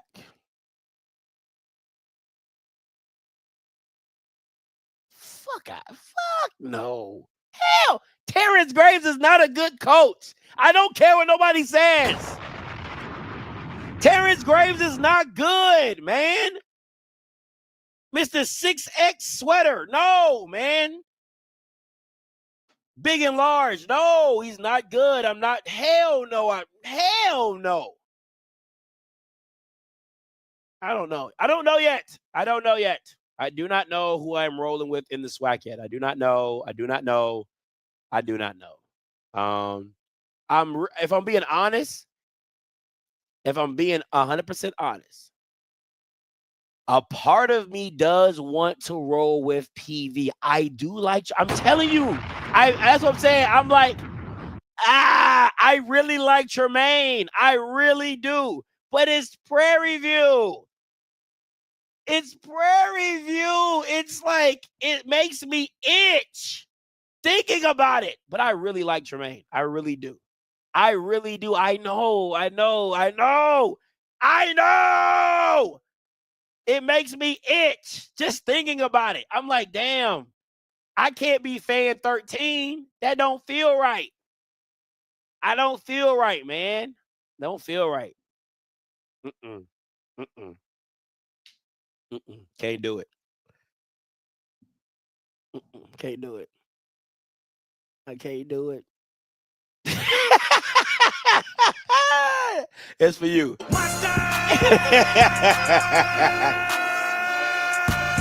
second bad, but somebody gotta do it. Got my foot up on it. I can't do it. I just can't do it. Got them Bamas on the hit list. I can't do it. I know. But I said, this is what I said. I said, I'm like 50-50. I'm like 50-50, man. I can't do it. I can't do it. Can't do it. I can't do it. I just can't. Nah, can't do it. I don't like nobody else really.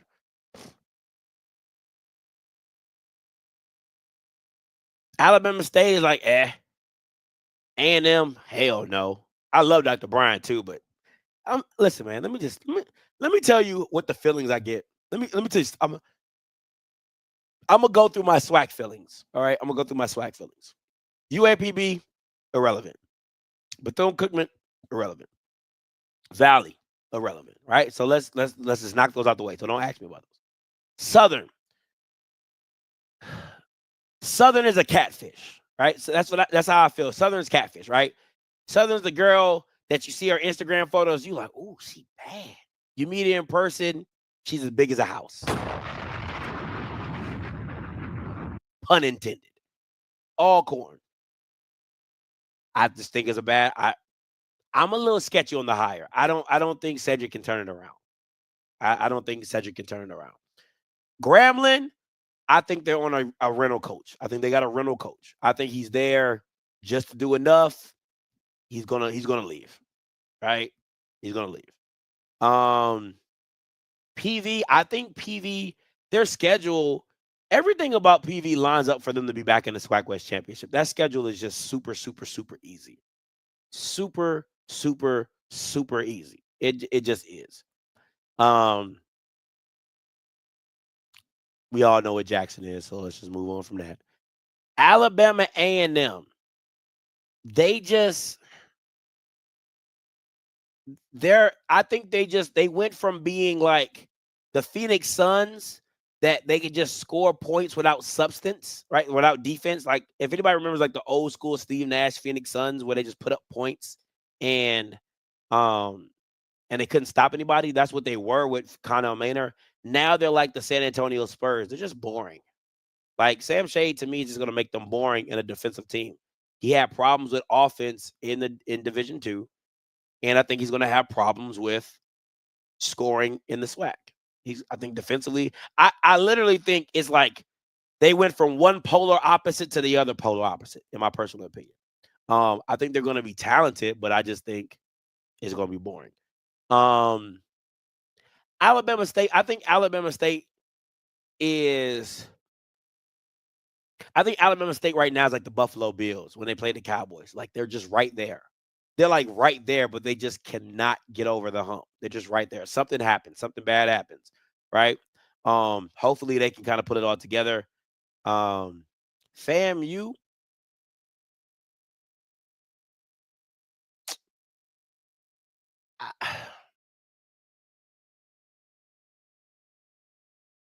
I can't put my finger on FAMU. I didn't like the defense. I think Henry Burris, I think offensively FAMU is going to be really scary. I really do. I think offensively FAMU is going to be scary. I think defensively they're going to still have the same problems that they had last year, where they didn't know where they were supposed to be. They weren't a tough physical team like they had been before. And I think that's because of the defensive coordinator. He should have been fired, point blank period. But hey, he come back for another year. And I don't think Cozy has another year to play with. Like Cozy should have, I would have took the handbook straight out of TC Taylor. I did my first year. I didn't like how it went. I let all them Bamas go, and I got guys in here that I trust and that I can know to do the damn job. He went with Henry Burris. I think that's a great pickup for offensive coordinator.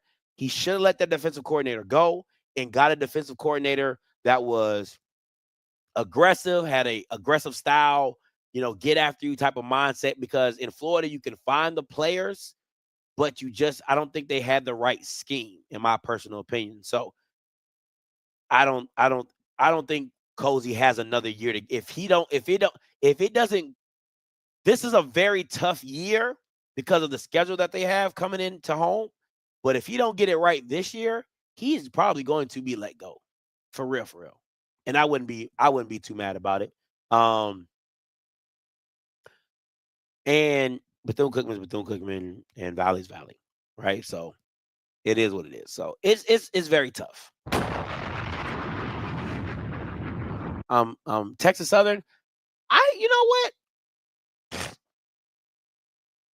And smoke.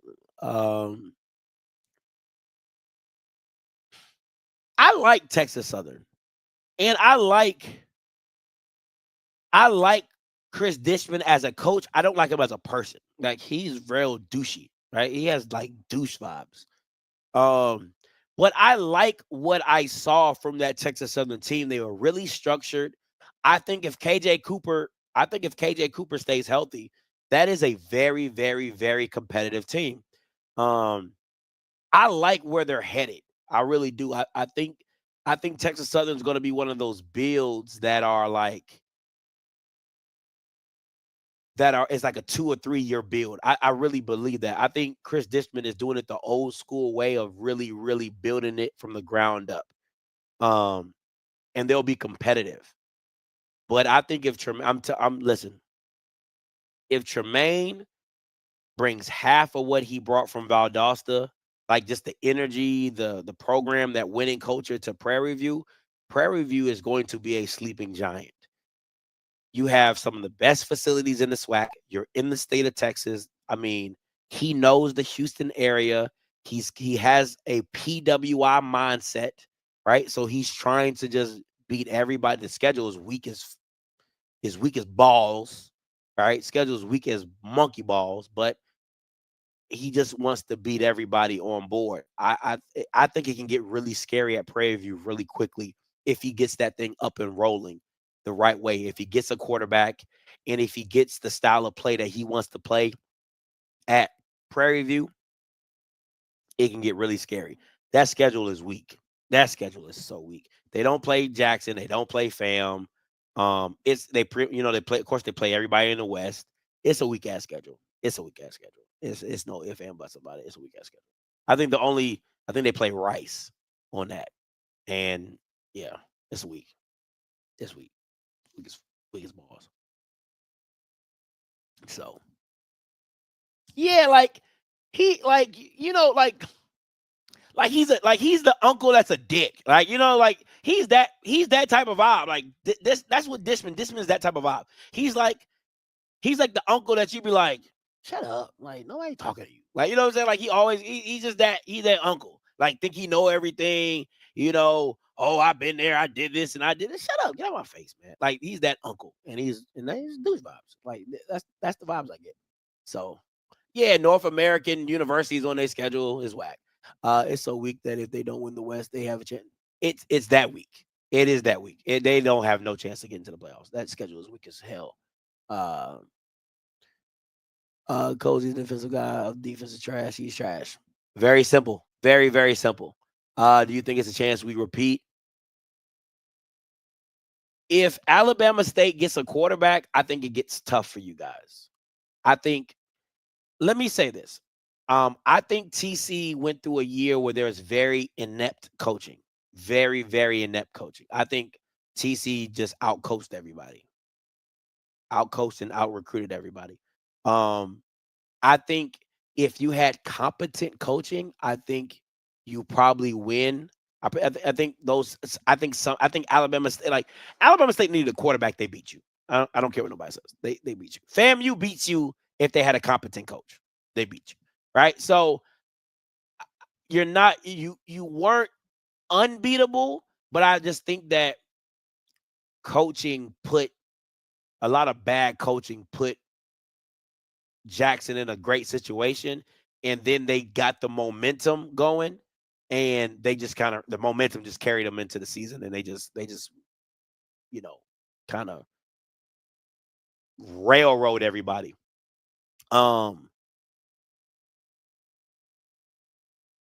think the competent coaching, I think that the coaching in the SWAC has gone up a little bit. I think Sam Shea's a quality coach. I think Tremaine Jackson's a quality coach. And I think that's who you might have to see in the SWAC in the SWAC championship. I think if I'm putting anybody on paper in the SWAC championship, it's PV. I'm telling you that right now. It's not Grambling, it's not Southern. I don't give a damn. I don't give two shits what Southern did last year. I'm not putting them niggas in the SWAC championship. That shit was a freaking fluke. Okay, the flukiest of the flukiest, and that's why they got their ass handed to them in the SWAC championship. Period. Right. So, but if I'm penciling in a team, it'll be PV. Like, to me, Lionel should have been making the shirts for this year, not last year. Lionel should be making them shirts for this year. I would have respected it if he did it for this year, because I really feel, one, Tremaine Jackson is not scared of it. He's not scared. Like, I think Bubba McDowell is kind of the guy like, oh, wow, I'm winning. Oh, wow. Okay, let's go. Like, Tremaine is going to take all that on because, again, he came from a place that had the expectations of winning. I keep telling people, it is different when you come from a culture that has an expectation of winning. It's a different mindset. Like, when you go into, like, any coach that coaches Alabama, from Nick Saban, they have an expectation to win 10 games a season. Automatically. Ohio State, automatically. There's just certain programs that the weight of winning is heavy. It is. And being at Valdosta is one of those feelings, right? Being at Valdosta is one of those feelings of the weight of winning is heavy. One, because he's black. Two, he's at a white institution, and that white institution is known for winning. So again, I think Bubba McDowell didn't know how. I don't think he was ready. I don't think anybody in the SWAC really embraces winning, right? I think TC to a certain extent does, because he was rolling with Dion and now he knows the expectation. He knows what it looks like. Coach O is the same way. Like, they know what it is and they know what their fans expect. So now they have the weight of winning. But a lot of these other programs, they don't even understand what that means. FAMU, yes. TC Taylor, yes. Southern, Southern's a football program that likes to win, right? They like to win. But you haven't won anything. So you don't have the, I mean, like, yeah, they'll get rid of you, but it's like, all right, cool. You know, we won. I guess they do have a way to winning, because they will fire your ass. So I guess they do have the way to winning. Yeah, okay, I'll give you that. Southern does. Grambling, fuck no. Nah, I don't believe Grambling has a way to winning. I'm sorry. You can say whatever you want. I don't care about the prestige. I don't care about Eddie Robinson. I don't care about none of that. Like, right here, right now, no. And no other program does, right? So FAMU coming off Willie, yes. TC, Jackson State coming off Dion, yes. Southern, yes. That's it. That's it. Alcorn, no. Nah, you can't tell me that. They liked, like, no. They don't have the weight. Do they want to go back to where they were? Yes. But there's no weight to winning. Right? Like, it just, to me, is no. It's no. Right? So it is what it is, man. So at the end of the day, I think there's just a few programs that have a weight of winning, but none of them compared to Valdosta State. That's what I'm trying to get you guys to understand. I think a lot of HBCU people don't really understand there's no culture of winning that can compare to Valdosta State. And the quicker you understand that, the quicker you'll understand the mindset that Tremaine Jackson has to come in with from Valdosta to Prairie View. That's what I want people to really understand. There is no culture in the SWAC that could compete with the winning culture and the mindset that Valdosta had. Just can't. You don't even understand it. Because we're not talking about kissing cousin championships. We're talking about national championships. Competition against everybody, not just your cousin. Right? Not that we don't like the rules of the playoffs, so we just gonna make our own game and we're gonna be great because we just love this bowl game. It makes us so much money. That's not them. That's not them. That's not Valdosta. Right? Valdosta is the North Dakota states. Valdosta is the South Dakota states. Valdosta is Montana's.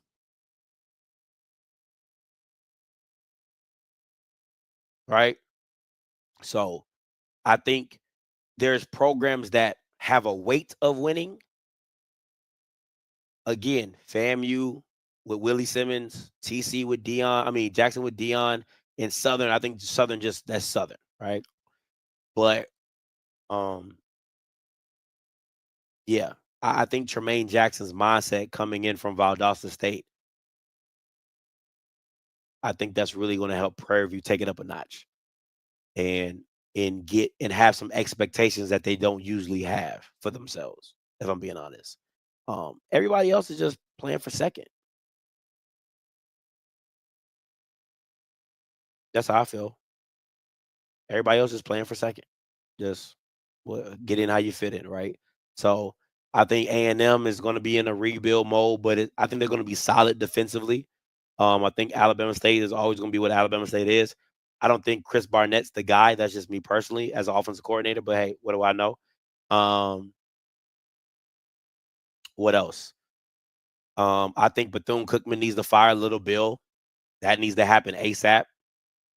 I'm excited to see what, because word on the street is that Michael Spurlock is supposed to take the Valley job. I'm excited. I'm excited to see what Valley does. I really am. I haven't been excited for Valley since Dancy left.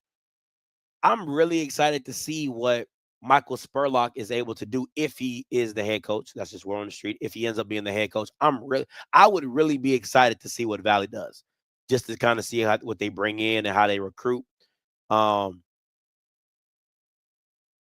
What else? Yeah, so I'm still trying to figure out my bandwagon for next year. I don't know if I'm gonna have a bandwagon for the SWAC next year. I'm gonna just kind of be honest with you. I might just rock and roll with whoever. Fuck out. Hell no. Hell no. Terrence Graves, what? They would fire Terrence Graves year 1. 6-5. Get out of here. Terrence Graves wouldn't probably get out the first round of the playoff. Man, stop playing, man. Y'all cotton picking mine. What are you talking about? Terrence Graves, what that? Yes. Yeah, the former Ole Miss QB. Yep. What you think about Ty Keys? Who's Ty Keys? I don't know who Ty Keys is. Valley King got everybody. If it's hard, Valley needs to consider giving up football program.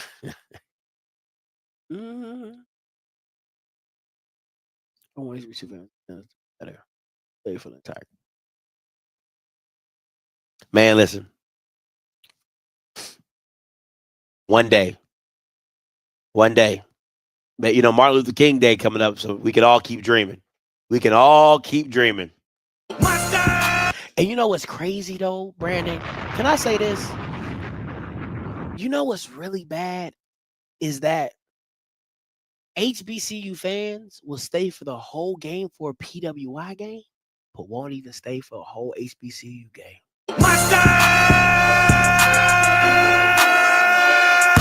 Niggas acting bad, but somebody gotta do it. Got my foot up on it. Ain't that something? Ain't that something? Boy, I tell you.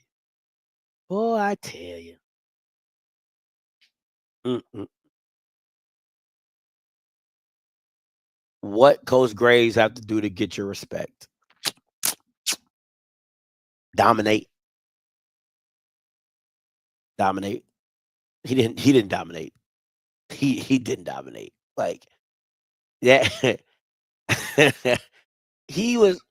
Has anybody seen, like, if I can remember, it's a movie to where like a detective, he's real goofy and he always solves the case like by stumbling and fumbling and falling. Like nothing he does is like on purpose, right? Like he'll slip, trip, boom, fall, and he'll find something, or a piece of evidence will fall in his lap. Like that was Terrence Graves all year last year. I can't remember it. I don't know if it was like Mr. McGee or Mr. Magoo, or I don't. Nah, I like Colombo. Colombo would just ask questions. He would ask a lot of questions. I don't do Colombo like that.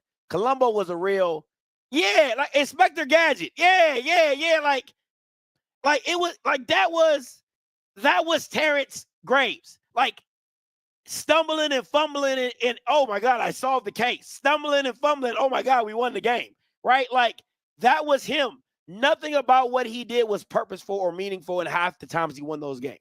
Right? So don't come for Colombo though. I didn't like that one. Colombo was that guy. Okay.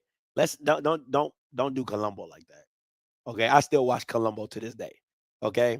So it was a lot of those type of games. Nah, Monk was OCD, and Monk found it. He had a compulsive disorder, so certain things had to be in place, but he had his mind was sharp. I'm talking about like it was like a doofus, and I'm not calling Terrence Graves a doofus, but I'm just saying like a lot of stuff he just stumbled and fumbled into wins. That's what I'm not calling him a doofus. Although please don't. No, I'm not calling him. You know what I'm saying? So, but yeah, don't come for Colombo like that.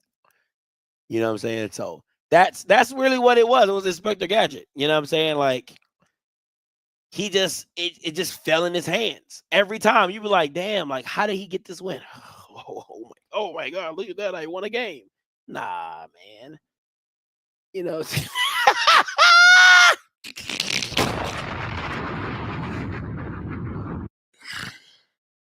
Oh man. Oh yeah, Scotty, you have watched a lot. It's yo, really? This what we doing? This what we doing? This what we doing? This what we doing? Yeah, no. Yeah, no. I'm not. No, we're not. No, we're not. We're not doing that. We're not doing that. Yo, and every time he stepped and popped, he was like, yeah, that was crazy. I used to love Monk. That was my show. Terrence Graves played DB, which is crazy. If you know, you know. It's called Favor. Listen, okay. Yeah, Favor my butt. Anywho, all right, but that's my thing. I need to see him like dominate. If I see him dominate, like really take teams out of the game and really, take away something that the team likes to do and they cannot do it, that to me shows high level coaching and an approach to the game, right? Good example of, I don't think Jackson State dominated the Celebration Bowl. I do think that the quarterback wasn't at his best, but they did make him uncomfortable in the game, right? And I don't think there's a lot of I think the best performance I had seen from Southern was the SWAC championship game until Zy McDonald came in. Until Zy McDonald came into the game, that was the best I had seen Southern play. Completely. Right? So, just those forms of fashion. And let me say why I said that, right? Because I know you're talking about the Celebration Bowl. I watched the film from the Celebration Bowl, like the coach's copy. Bama's was running scot-free. Like when I'm saying like Ali oxen free. Like just them and Jesus. He couldn't see it. He just couldn't see it. Couldn't scan the field, couldn't see it. I'm talking about Bama's running Scott, Ali oxen, Ali free open, but we just couldn't hit it. So, you know what I'm saying? It is what it is. What game played McNeese? What about the game when they played McNeese? Okay, so the game they played McNeese, they score 14-0, and then McNeese comes back and beats them 21-14, I believe. Like you couldn't score at all. See, that's the difference between a good team and a bad team, right? A bad team finds a way to lose. A good team finds a way to win. And McNeese wasn't even really that good, right? So again, you only could score 14 points. You didn't make no adjustments. You couldn't do anything. You couldn't figure it out or how they were going about doing it, and the way they scored was off special teams. I think they blocked a punt and they got it at the 1, scored on that touchdown. And I think something else happened on special teams to get it back. I think they blocked the field goal and they blocked the punt. And that's how they got their points. And I think they end up winning 17-14 or 21-14, something like that. But again, they had times to run the score up, but they couldn't put the game away with bad play calling by Mark Fredericks, which was absolutely horrible. And then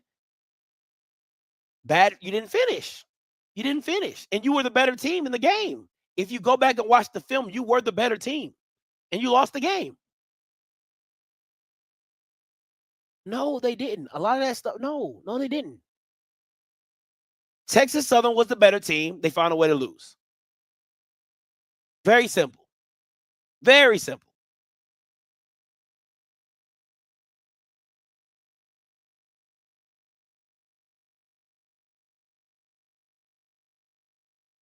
Nah, it wasn't. It wasn't. I mean, like if you, I didn't. the game didn't give me domination vibes. I'm just being honest. I'm just being a buck. It didn't give me domination vibes. So that just is what it is. I'm not about to go there with y'all, but it didn't give me domination vibes. Listen, I love Nathan. I love Nathan. I think Nathan is better than Jackson State, if I'm being honest. Like, I think that, if that was his only offer, to go up another level, I feel for him because I think he's better than Jackson. I think he's better than the SWAC. I really do. I think that kid is, if I was Nathan, I would try to go to PV, right? Because some people will go to Jackson to win, which I completely understand. But I think Nathan to get to be because I think Prairie View is going to run an air raid style offense, which means they're going to throw the air out the ball. And I think Nathan would do really well at Prairie View because they're going to throw the ball a lot, right? I think that fits his style. He's a go-getter. I don't think Jackson is going to be an air the ball out type of team. I think you're going to take his talents away. The reason he was as special as he was at Valley is because Valley didn't have anybody else, so they had to throw him the ball. He was their best player. I don't think at Jackson that's going to be his issue. They have so many players that they all have to feed everybody. And when you're in a style like Prairie View and you're doing an air raid, everybody wins as a wide receiver because you're like, hey, that shit going to come to me sooner or later. And because I'm going to be honest, I think Isaiah Spencer is the best wide receiver. Isaiah Spencer is the best wide receiver on Jackson. It's not Fortillion. I've been saying this, and nobody can say I've lied when I have always said Isaiah Spencer is the best wide receiver on that team. Route running, he can run everything. I've always said that about him. I love Isaiah Spencer. I don't think he gets the recognition that he's supposed to get because of the style of play that Jackson does. Isaiah Spencer is a 1,000-yard receiver. Nathan is a 1,000-yard receiver, right? It's one of those things where it's like you're going to have to give something up because of the way they play the game. And if I'm Nathan, I'm not giving up my stats because of how they play the game. Now, Nathan might just want to win. If he wants to win, then yeah, you go to Jackson and you win your games and you figure it out as you go. But I wouldn't want to be a cog in the – if I was a running back at Jackson, hell yeah, I'll go. If I was a top-notch running back at hell yeah, I'll go to Jackson because I'm going to get the ball. But if I was a top-notch receiver, no, I wouldn't go to Jackson. I wouldn't go to Jackson. Not at all. You know what I'm saying? So that just is what it is. That's not what I've been hearing. That's not what I've been hearing. It might be a spread style. It might be an air raid style, but from what I've been hearing is that they're going to throw the ball a lot.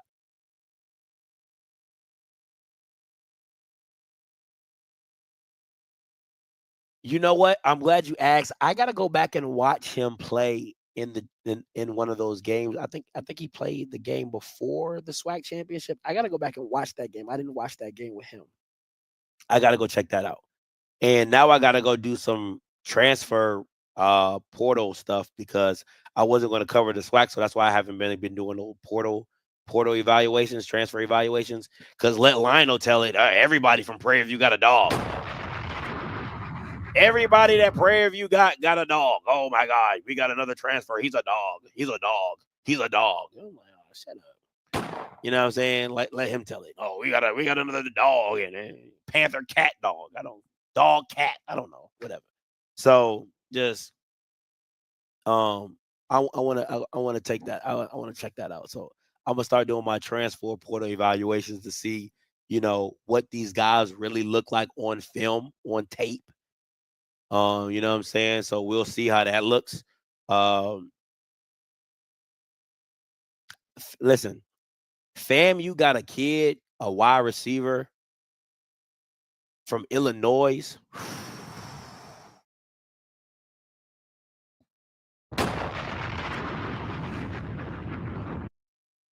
the kid can run. The kid can flat out run.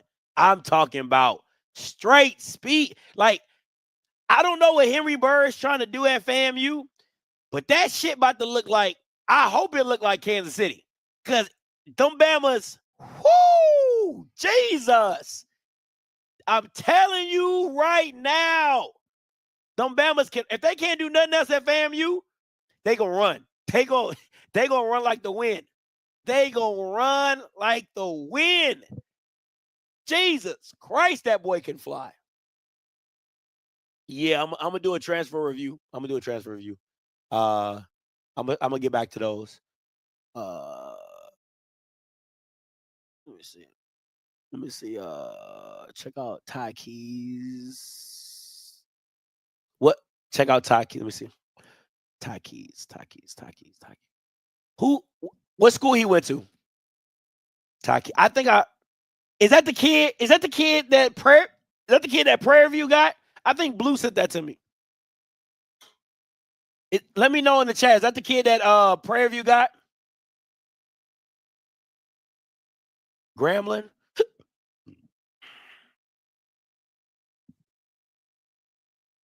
USM. I haven't seen him then. No, I haven't seen him. Graham got him. No, I haven't seen him. I'm gonna check him out. Let me where'd my pen go? I mean, my kids gotta stay out my office, man. I be losing my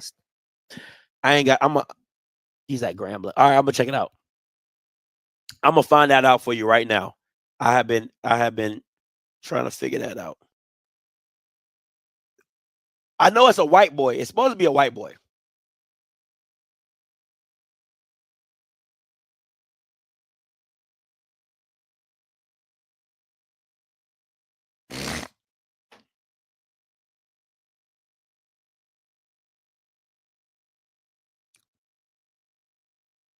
Takis from Gremlin. What is Zay gonna do? I think Zay is. I like Zay. Right when Perry sent it to me, I like Zay. I liked him from the beginning. I think he still has SWAC Player of the Year, but he has to stay healthy. He needs a system that fits his style, and he has to stay healthy. That's the biggest thing with me. But yeah, so somebody asked me about FAMU's quarterback situation. They got a kid from Central Michigan, right? I'm gonna tell you this. I've seen his tape. I'm not the biggest fan of him. And I'll break it down, but I'm gonna give you a light filler for it. He has a dog. He has a cannon. He has an absolute cannon for an arm. I'm talking about 60 to 70 yards in the air. He's not Daniel Richardson. Daniel Richardson couldn't throw it. Like, I love Daniel, right? I love Daniel. I think Daniel's a dog. But I do think his limitations throwing the deep ball limited FAMU's offense, even though Joe Henry sucked. He absolutely sucked. Right? But the kid that they got from Central Michigan, I'm telling you right now, if you get kids that can run, he can throw it to them. The issue that I have is he's very sketchy in the pocket. Like, he's not like the most athletic. He is athletic, but he's not like Lamar or, a Zay McDonald to where, excuse me, I got the hiccups, but he's not like Zay McDonald where he can get loose and kind of run for 30, 40, 50 yards. But he's real skittish in the pocket, and I didn't like that. And sometimes he doesn't throw in rhythm. He won't just, 1, 2, 3, see it, throw it, back foot, let it rip. But what he can do, he can throw that hoe. He can throw that thing. I'm talking about 50, 60 yards in the air on a freaking rope. He can throw it. So if you got Bamas that can run, he can get it to him. So I think that's going to extend. It's going to extend that big playability for FAMU that they were missing last year, because that just wasn't Daniel Richardson's. That wasn't his forte. But I'm not the highest on the quarterback. I think they could have got somebody better, but it all depends on what you want to do. I think if you keep it simple, for him, I think it can be really successful.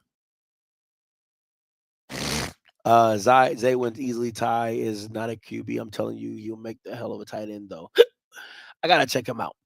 All right, got to check him out. But listen, again, if you're just joining me, this is my 2025 hit list. If you're just joining in, I'm telling everybody that I was off of HBCU. I wasn't going to cover the SWAC in 2025. I had a conversation with a Jack State coach. He really changed my perspective and really gave me a newfound light on covering HBCU. So I think somebody said Jackson State brought me in. Jack State took me out. Looks like Jack State brought me back in. Right. So I want to give a shout out to that coach. He knows who he is. I appreciate the conversation. Appreciate the thoughts, man. Appreciate the concern. So this is what it looks like for next year. SWAC, MEAC, FIU.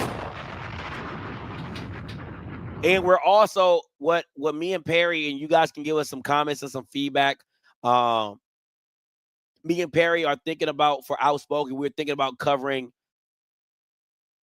I mean, we weren't going to cover the SWAC, so we might not be able to do it.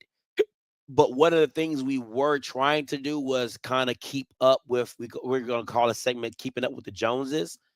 And we were going to keep up with all the black head coaches. Right. So Willie Simmons, Jerry Mack, Marion, Mike Loxley, and Notre Dame. You know what I'm saying? So we were thinking about doing that. So you guys let us know. Glad to have you back. Thank you, Jason. Appreciate you, bro. Boy,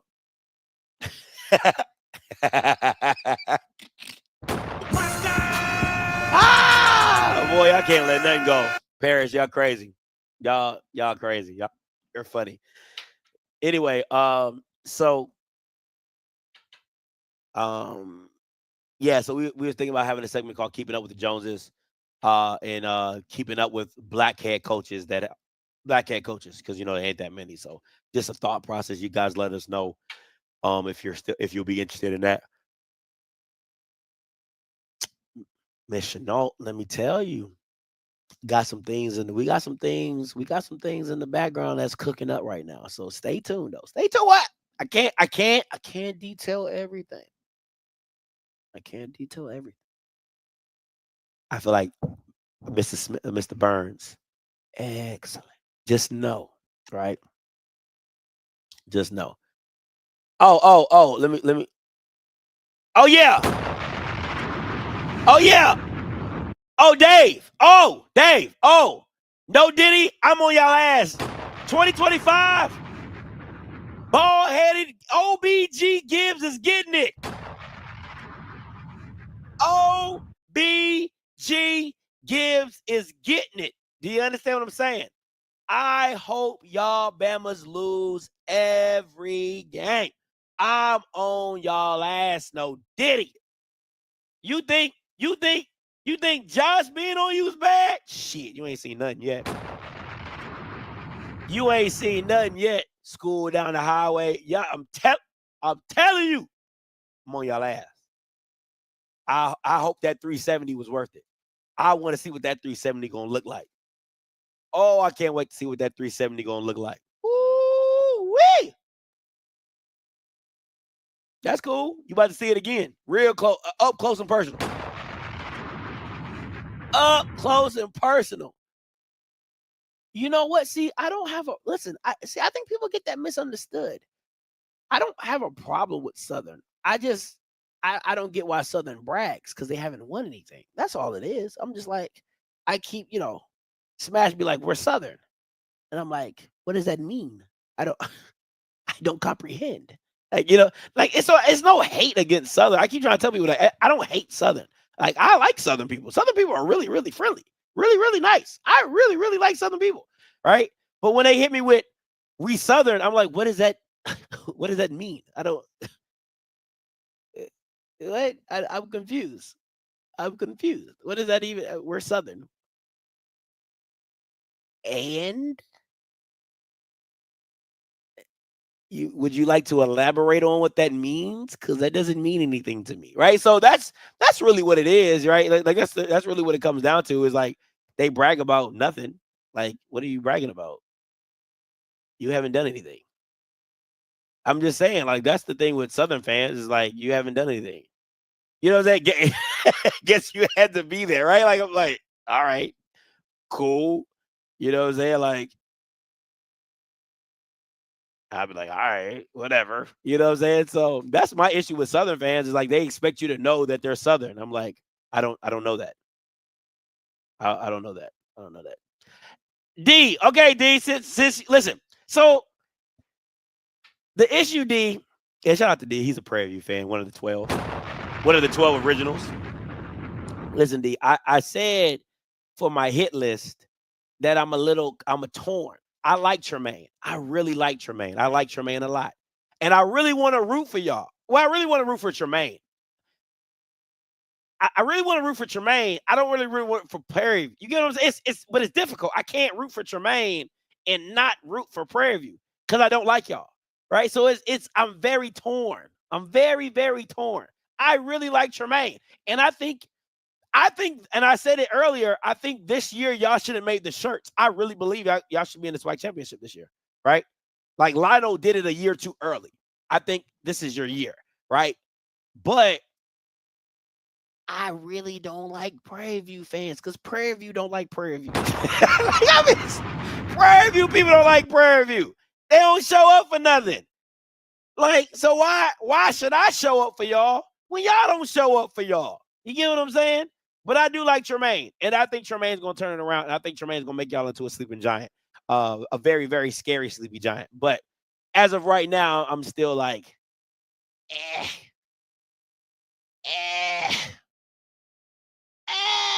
you know what I'm saying? Can't really get all it. Can't really get it. You know what I'm saying? So I'm a little skeptical. Now, A&T, man, I hope they lose their football field. I hope they forget. I hope Gibbs forgets how to get to the stadium. I hope they bus runs out of gas and they gotta forfeit the game. Like like what did Dave Chappelle say? I wish all the bad things will happen to you and only you in life. Like that's how I'm on that hate. I am really on that right now. Like that's how I'm feeling about Ncat right now. Hey. Like I'm on that. I'm on that heavy. Even with y'all with the white people, I'm on that heavy. Yeah. Because I don't like that price point. And y'all trying to tell me that Gibbs is worth $370 like I'm crazy. What? Y'all make it. I got Ncat fans coming for me. Like, I don't know what I'm talking about. I had a coach call me today. He was like, Scotty, they really paid this Bama $370 and he's not a celebrity? I said, absolutely. Absolutely. I said, that's what y'all did. Y'all listen, and Rocky said it, man. Rocky said it. I'm not going to say what Rocky said it about because I don't want to start no beef, right? But Rocky said it early to me, like maybe like a month ago. He was like, man, y'all messing up the tricking market, right? Like you're paying for tricks. Y'all paying for tricks. Y'all paying too much for tricks, right? And that's where you're at. That's where Ncat is at right now. Like y'all paying too much for tricks. Like for real. Like Gibbs is like, come on, like a $5, like he's like a $5 hoe. And y'all got Gibbs out here acting like he a high quality price hoe, and he's not. Like, what are you're messing up the market. You're messing up the market. Now you got $5 hoes thinking they worth $100, and they not. But Ncat being wet around the ears, ain't had none in a while, just trying to get a nut. What they end up doing? paying too much for a trick. You pay too much. You pay too much. You pay too much. The baby sleep. My wife said the baby sleep. You pay too much. It's very simple.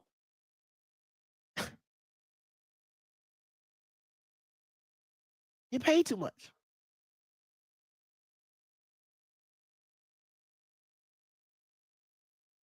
You get what I'm saying? So now you're overpaying. Y'all overpaying for tricks. And again, I didn't have a problem with you guys paying $360 for Vincent Brown. I really didn't. Why? Because you had to convince Vincent Brown to leave William and Mary, which he was a part of a winner, a team that was actually doing something in FCS.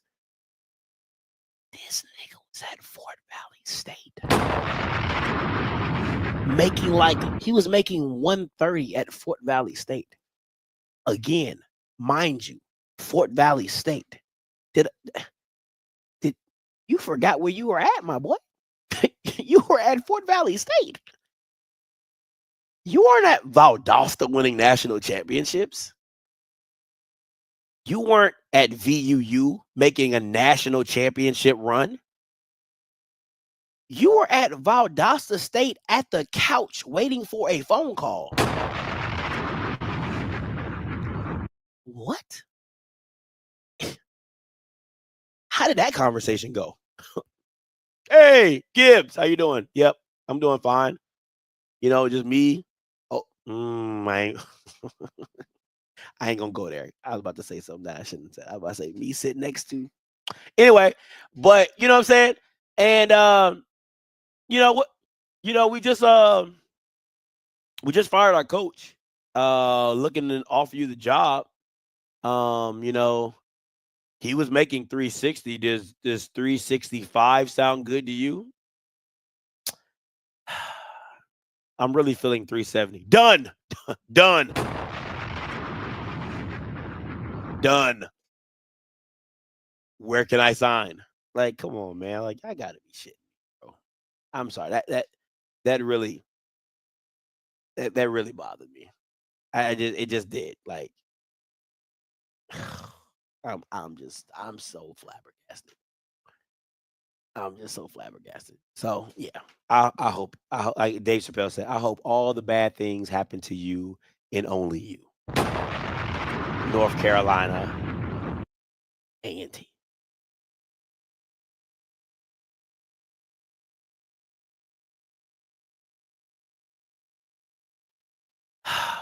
I like Earl, and I think Earl is a smart man to know that he had to get Gibbs to get the fan base back into it.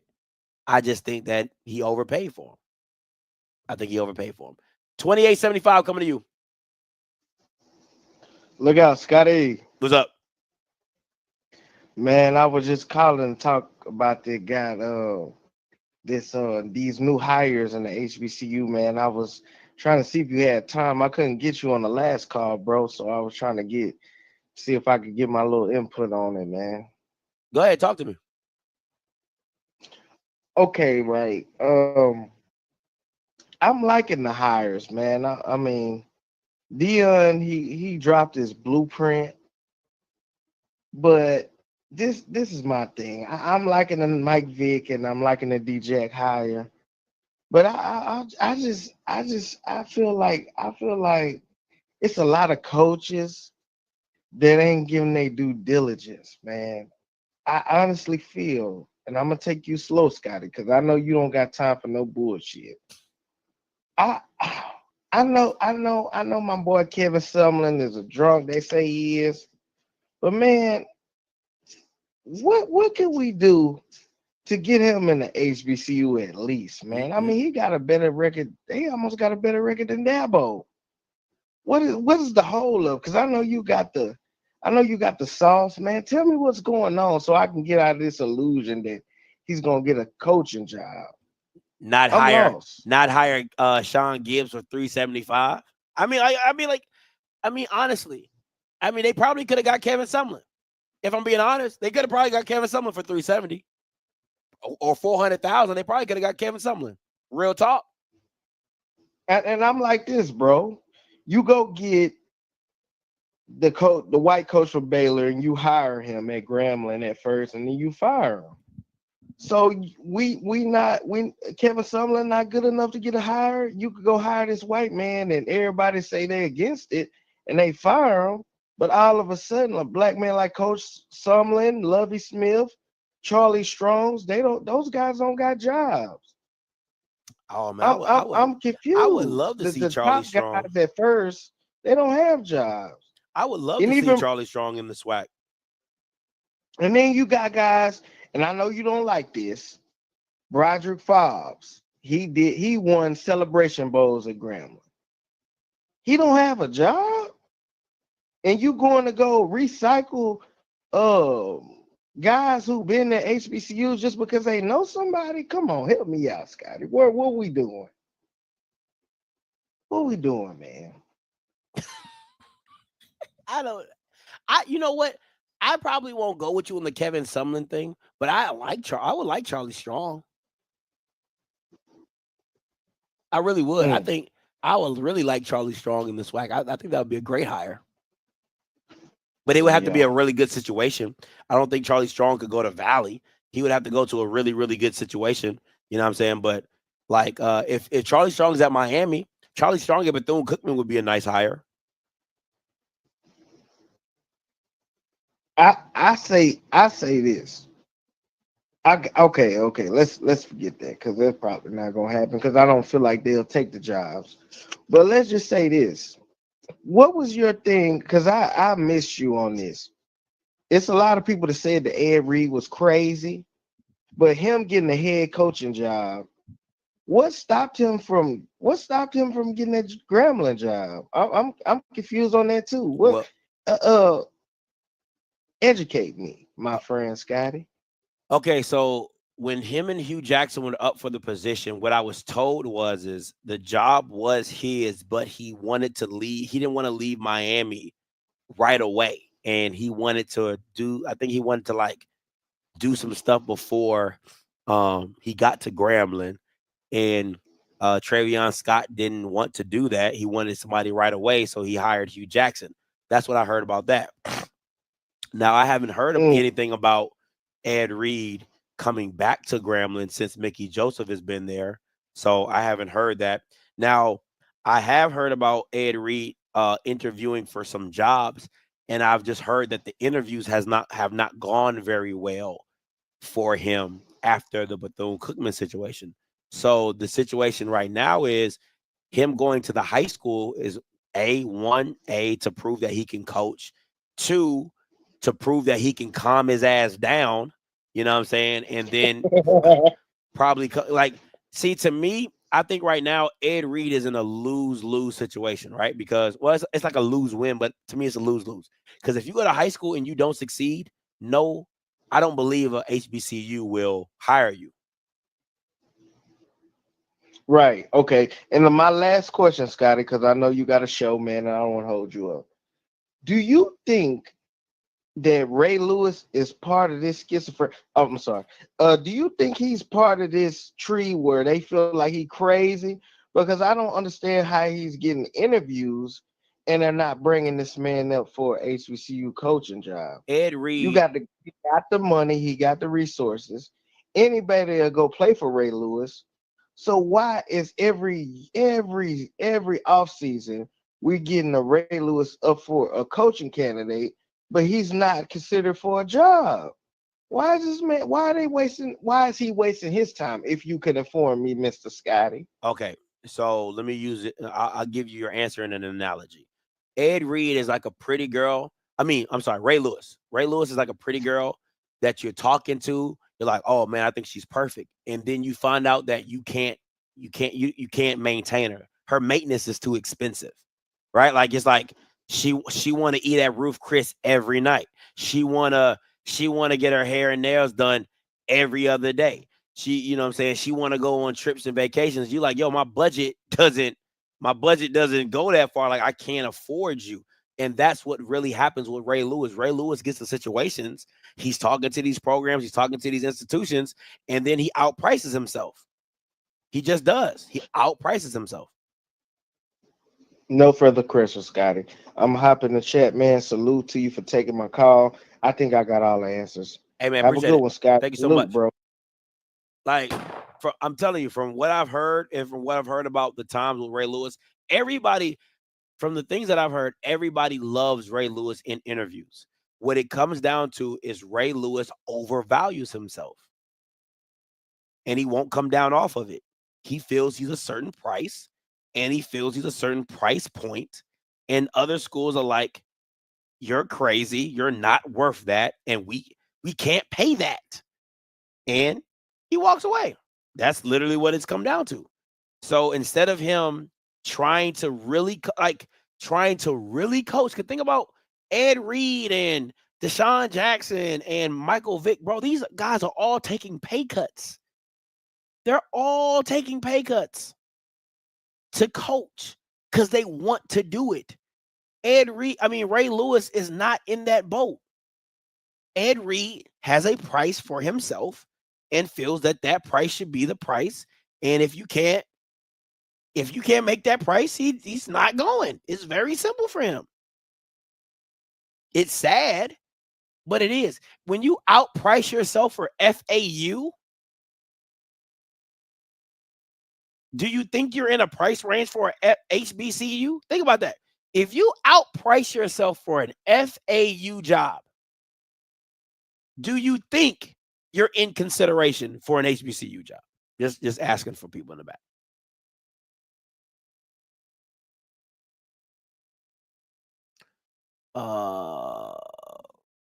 That's just crazy to me. So let me see. Somebody sent me a text message.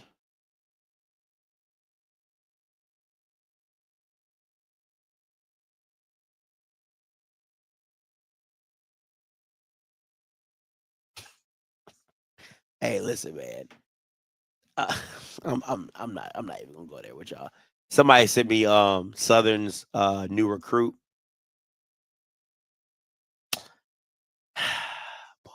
I'm telling you.